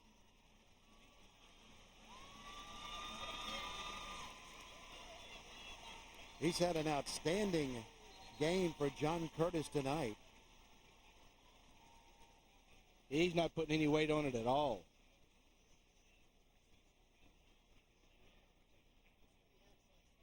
Well, you can see all the action and relive all the moments of the 2007 LHSAA State Farm Prep Football Classic.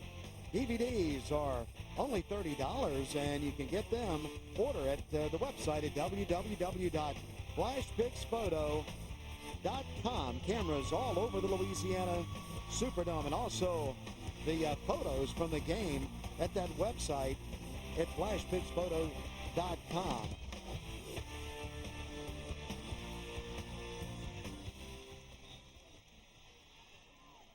So we go to quarter number 4. Patriots by a touchdown and a 2-point conversion. And the St. James crowd urging on their Wildcats as we go to break. 1 quarter to go. 12 minutes to play for the 2A state. St. James needs a stop. It's a first down, and the handoff is in the middle, and slamming in there with it for John Curtis is Patterson. Narcisse. Casey Narcisse made the hit as we go to Tressie Landecker, who has a special guest. Well, thank you so much, Dennis. I'm down here roaming around on the sidelines. I found Mr. J.J. Wan. He owns a video software, hardware component that actually makes it easier for these coaches to break down film. Tell us a little bit about it. Well, basically what we end up doing is we try to make their life easier. They're school teachers first, and what we want to do is make their life easier to break all their film down, so they basically will have all their cut-ups for the game, so they at least strategize for the teams that they're playing, you know? So back in old school, you had to sit there and rewind and fast forward your VCR, which probably took a good 2, 3, 4 hours to break down one game. How long can you do it? Now they're doing it right around 30 minutes. So they're cutting up their film, 30 minutes, they're good to go. All right. Well, thank you so much. No problem. All right, guys, back up to you. Hey, Tressie, tell JJ that I always knew he would be good in television. He just needs to stay on that side of the camera and get where you're at. He looks good. He's got a face for TV.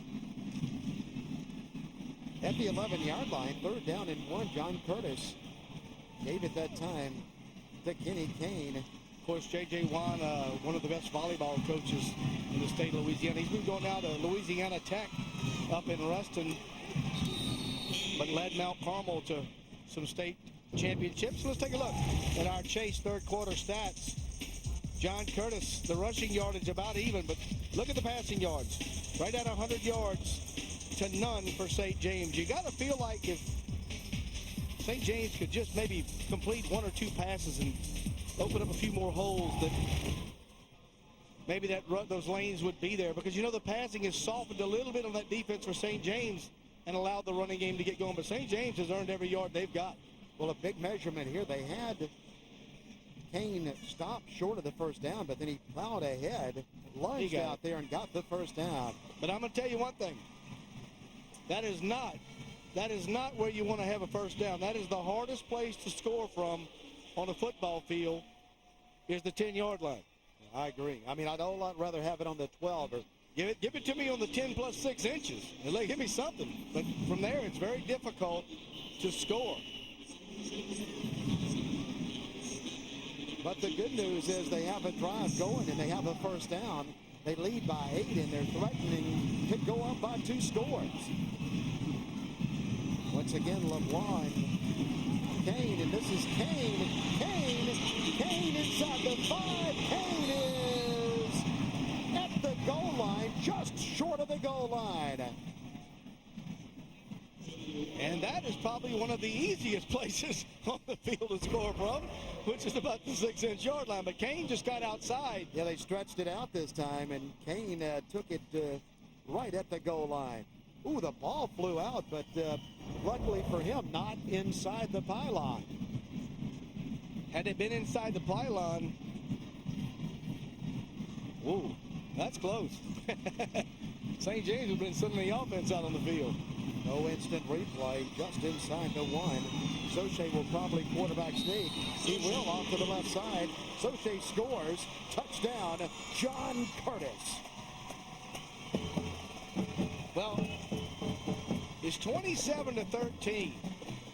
And St. James has been very, very close all afternoon to blocking extra points. You gave them 6, but I tell you, really can help your cause here if you can slip around that corner. And it's been Ambrose from the far side that's nearly gotten it the other 3 times. And I mean, has barely missed it. But you really could help yourself if you could eliminate having to go for 2. Stone Spear is going to try the extra point. Very important because of the St. James miss. The kick, and you're right, Rob, they came after it again, but Spear hits it. It's 28-13. John Curtis from River Ridge, Louisiana, trying to win another state championship, and right now it's looking pretty good. Being as a warm front came through here, and certainly didn't expect to have the AC on, but I think we're probably going to dip down to about 75 tonight. Not exactly what you'd call sweater weather, is it? A little chilly last night as we walked the quarter a little while. Well, I noticed you over at Brooks Brothers today picking up some winter clothing. Here is the kickoff. St. James will play it across the 25.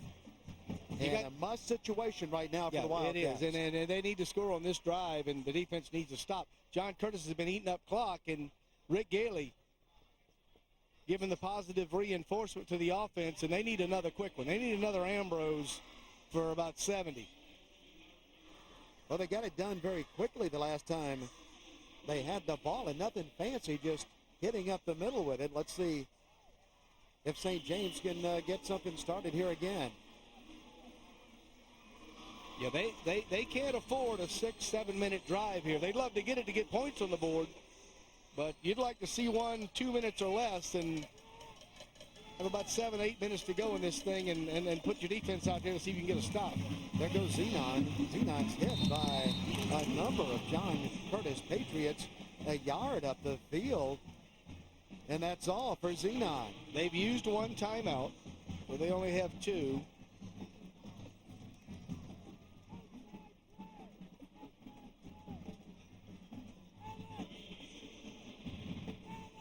inside of 10 minutes to go at 9:26 in the fourth quarter. Zenon is in the backfield by himself right now as they'll put a man in motion, and Dumas wants to throw it. He has an open receiver, and he hits that receiver out across the 30-yard line to the 32. Dumas completes the pass for about 3 yards to the near side, and they are still exchanging pretty good pops out there. Well, he got it that time out to Justin Williams.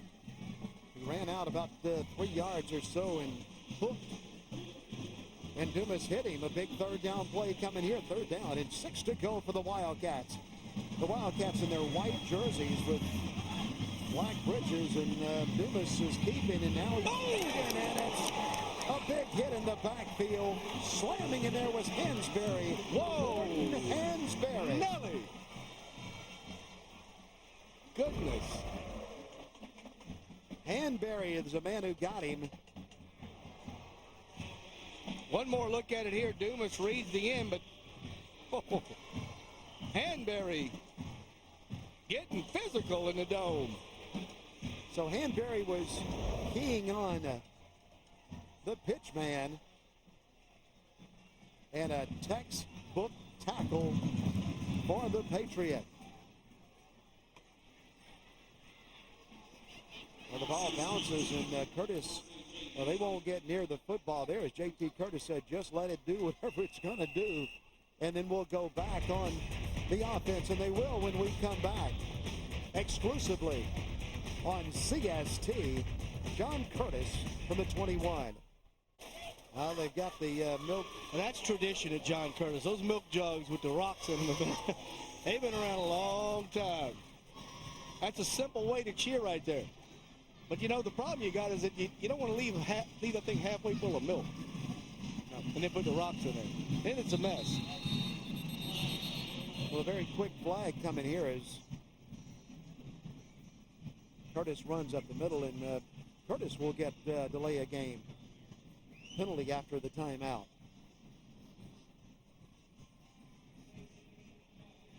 Repeat, second down.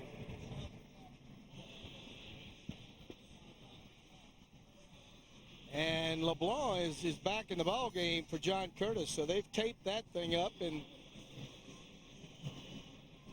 LeBlanc is ready to tote the mail again for Mr. Curtis.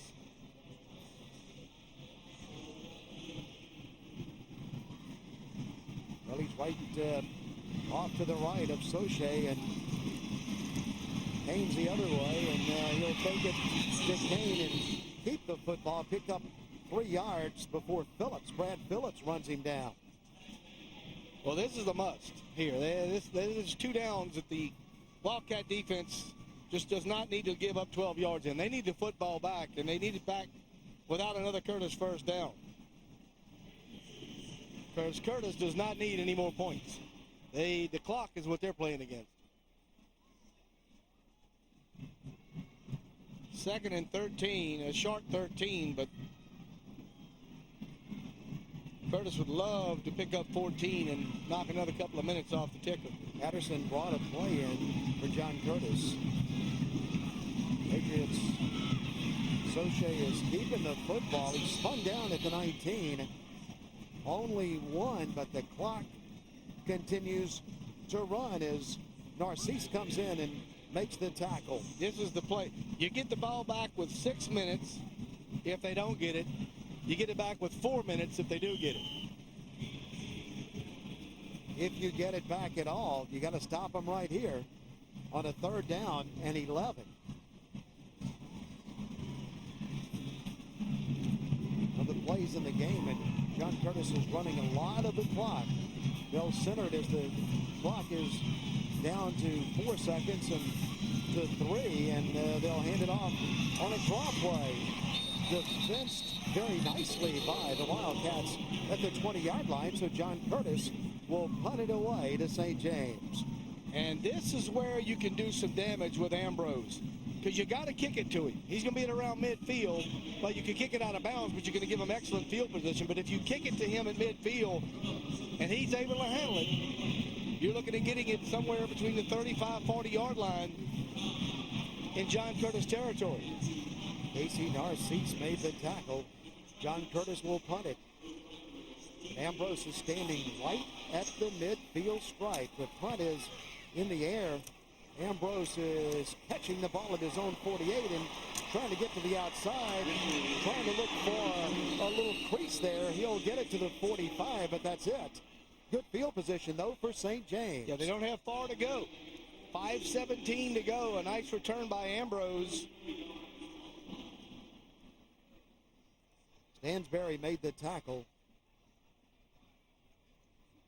Talking T-shirts. Boy, they got it all here. If you don't pick it up while you're in the Big Easy, you can give them a call at 337-233-9996. Mr. Matuk and Talking T-shirts in Lafayette, Louisiana. Shirts and sweaters and beanies and blanket, you name it, they got it. And they're putting together an outstanding website. Here's the handoff to Ambrose.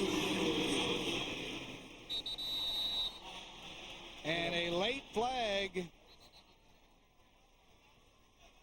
And wow, was it late. Goodness.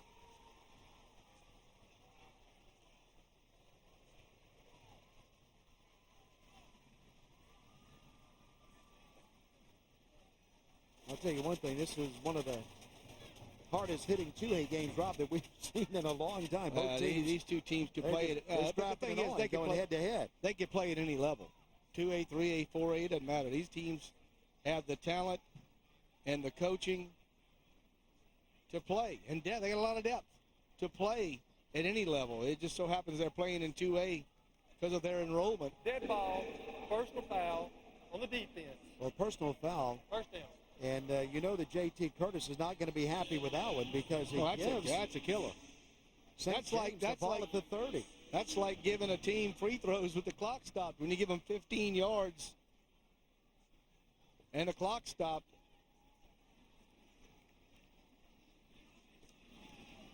Kenny Zenon, I believe, is the injured Wildcat on the field at the 45-yard line, and they'll assist him off. That's the holdup in the game right now. And I'm not sure if that was part of the personal foul or not.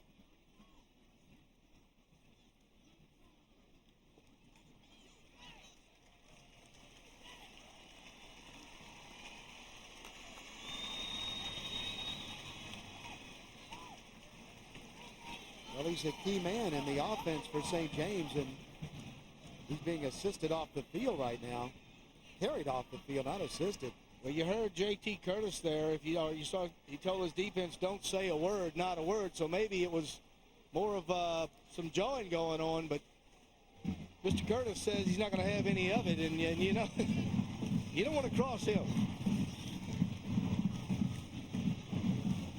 Okay, let's see what happens here now as Dumas is handing off on a counter play that does not fool John Curtis.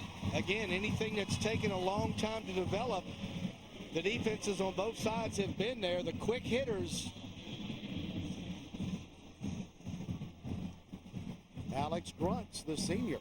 And good to see Mr. Zenon up and moving around. He bottled that play up early on for John Curtis. Second down. 12 to go. St. James. And there's a little swing pass out to Ambrose. Ambrose is trying to get to the outside, but he can't make the edge, and he's down for a loss at the 37. McKnight ran him down. Just well defensed by J.T. Curtis here. They get the pass out quickly to Ambrose, and he's got a couple of blockers out there, but, boy, the Patriots were all over it.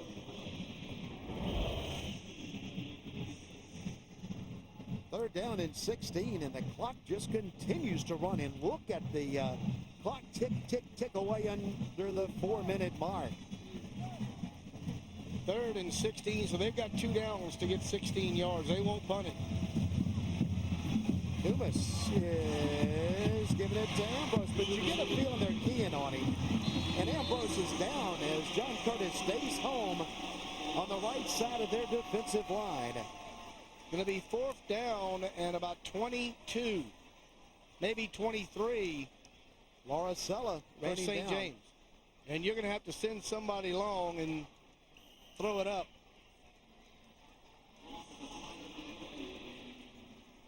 Just running time right now. So the clock will continue to run. And run. So Rick Gailey stands by the 4-down marker. Dumas is going to throw it up, and that's what you have to do. He just locks it up. He has a man down there. Got it! Incomplete. Incomplete in the end zone. He had a man that was streaking under it, and that man was Justin Williams. Williams had it. See if a hand got in there and knocked it out, but an excellent pass by Dumas. And that would have been a touchdown. McKnight stripped it right in the hands, and McKnight knocked it out. Good action right there. A nice camera work as McKnight grabbed an arm and prevented Williams from catching the football. John Curtis has it at the 41. All they're looking for now is to run the clock. A couple of first downs could end the contest as Soche is leaning ahead, and a nice offensive push by the line there. The offensive line across the 45. Watch the block by the center on this play. Watch Narcisse. Look at this. Yeah, we got him in the air. Let's just bring him. We've driven about 6 yards. Yeah, let's carry him a little bit and open up a gap for Soche. 2nd down. 5 to go, a short 5. We'll call it 2nd down and 4.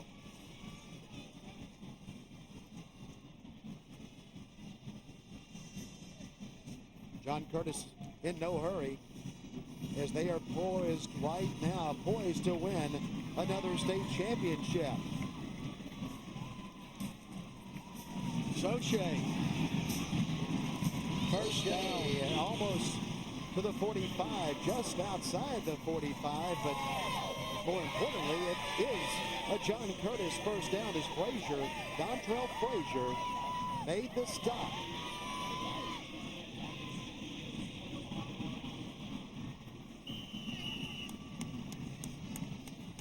St. James has 2 timeouts left. Under 2 minutes for state title number 22 for the Patriots from River Ridge, Louisiana. Soche, nothing fancy. Once again, just leaning ahead and to the 41-yard line. A nice gain on first down. Narcisse just got chunked. He just threw a punch at the helmet, and that's not a good thing. And I think he's going to get thrown out of the ball game. Goodness. Well, he's walking to the sideline. And the John Curtis fans on their feet now. Well, he retaliated from grabbed him by the helmet, and that's a no-no. And boy, what a great player he is. And, you know, the emotions have gotten to him. And first foul on the defense. Player is ejected. That's not how you wanted the ball game to end.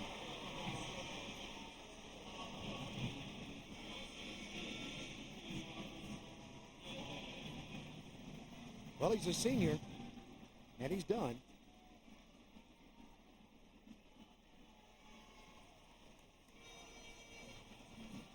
And St. James is close to being done as John Curtis on their way to winning another state championship.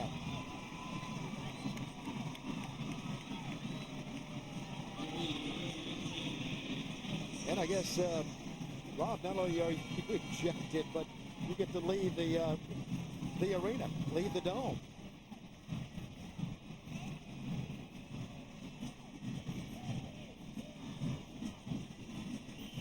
And now we'll play it, and the official runs the clock.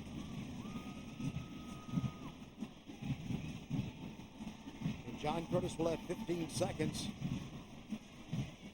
before they have to They are in no hurry.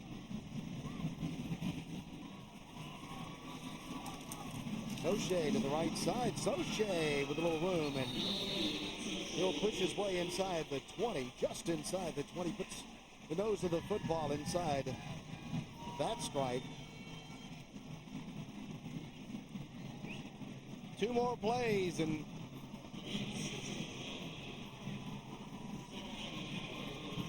they're starting to celebrate on the red, white, and blue sideline.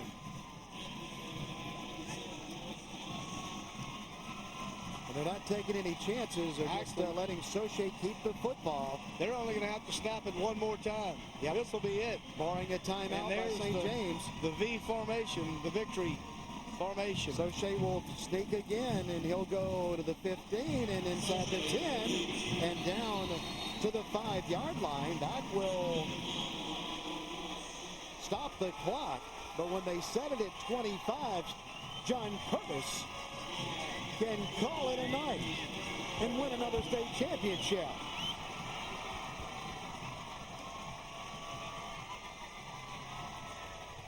And so the game is over as the clock runs down. John Curtis on the field. Rick Gailey and J.T. Curtis are heading to midfield to shake hands. The game is over. The John Curtis Patriots, 2A state champions of Louisiana. And the clock has struck 0. Rick Gailey and J.T. Curtis, Danny Shepard out there congratulating each other on 2 great seasons by these football teams. One wins the district championship at St. James, and John Curtis wins the state championship here in 2007. All right, let's take a break, and then we'll come back for the post-game festivities right after we pause for a moment, exclusively on CST. Superdome in New Orleans, in the Big Easy in Louisiana, where the John Curtis Patriots have just won the state championship, as we join the marketing director of the Louisiana High School Athletic Association, Mitch Small. Trophies and awards. Also, thanks to the Southern Quality Ford Dealers, official game ball sponsor. Representing State Farm on the infield, State Farm agents Terry Alario, Westwego, Brian Moe, Baton Rouge, Randy Bordeley, West Bank, James Wagner, LaPlace, Sean Duty, LaPlace, and Mr. William Barkas of Baton Rouge. Also at midfield, representing the Southern Quality Ford Dealers, Mr. Billy Rogers of Quality Ford, Coshada. Our first award is the Class 2A State Runner-Up Trophy, presented by State Farm. Runner-up trophy in 2007, St. James High School. Head coach Rick Gailey, principal Mr. Harry Francois.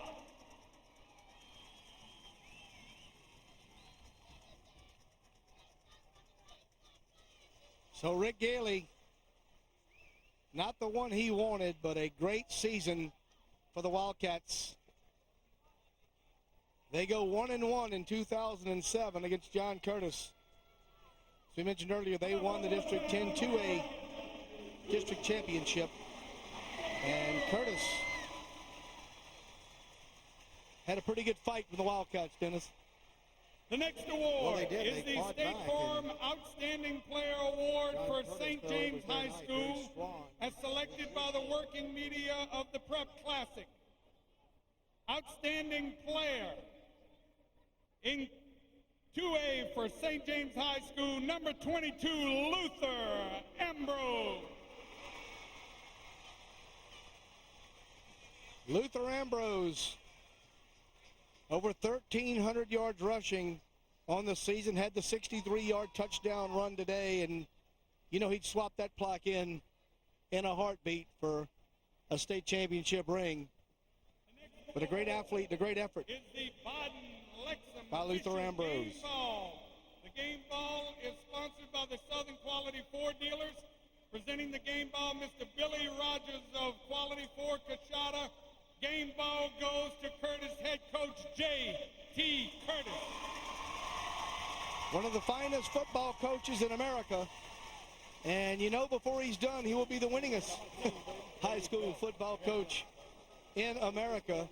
Yeah, I think I saw one time that just one coach maybe from South Carolina that has been coaching forever. And I think they got 130 now. And up in his 80s. Maybe. Yeah, but J.T. Curtis and the grandkids, well, some baby Patriots out there. The next award With him. So Papa, Grandpa Curtis gets number 22 in 2007. Media of the Prep Classic.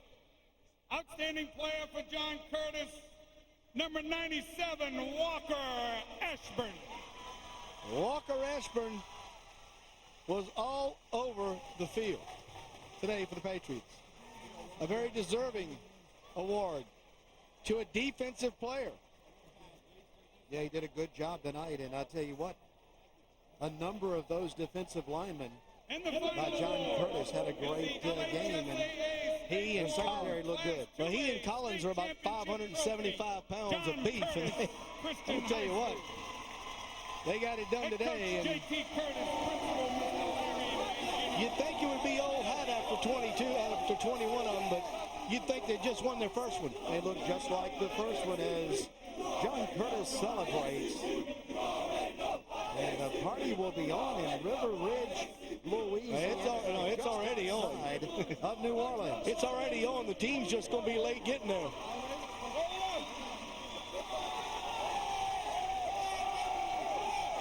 Oh, you've heard of John Curtis all over the country. Of course, Joe McKnight at Southern Cal, and he carries that tradition around the country. Just a freshman and a lot of playing time for them. But Curtis just keeps reloading, and they've won another one. And you saw the sign that said 22, and we ain't through. Well, you got to believe them. I mean, more state championships than any school in the state of Louisiana in the history of the state. And, well, they just getting it done. Well, that was a lot of fun, buddy. Well, it really was an entertaining football game. As we go to Tressie Linedecker. Well, thank you so much. I'm trying to round up all of JT's kids and grandkids. Grandkids, no kids. Too old for kids.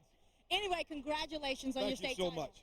They did a great job. I couldn't say enough about the defense and the way they played tonight against a great offensive football team with so many weapons.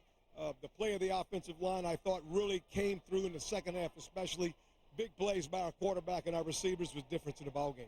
You started off a little rocky, giving up the ball a couple of times. You've obviously settled them down. Well, we were maybe a little tight. I mean, we knew this was going to be a physical game, and the guys were trying to run a little too hard, trying to hold on to the ball a little too tight, and we lost the ball a couple times. But once we settled down, I thought we played our game. Well, thank you so much. Thank you all. All right, congratulations, JT. Thank you. All right. Congratulations, Coach. Thank you, Tressie. We'll go to break, and then we'll come back to wrap things up from the Louisiana Superdome, where John Curtis has captured another state championship. State championship belongs to John Curtis. The Patriots 28, the Wildcats 13. Run, and run some more, and then a little bit of Air Curtis thrown in as we take a look at the final chase stats for tonight's game. And the passing yards weren't their whole difference, but I'm going to tell you what, they made a big difference, and Curtis able to pick up first downs and a touchdown through the air. Total yards, 330 to 159. Time of possession, Curtis evened it up in the second half, and the turnover margin, it was there for St. James. Curtis committed 3 turnovers, but they couldn't stick it in the end zone, and Curtis, as we mentioned, wins their 22nd state championship against a very game St. James Wildcat club. A good football game, 2 good football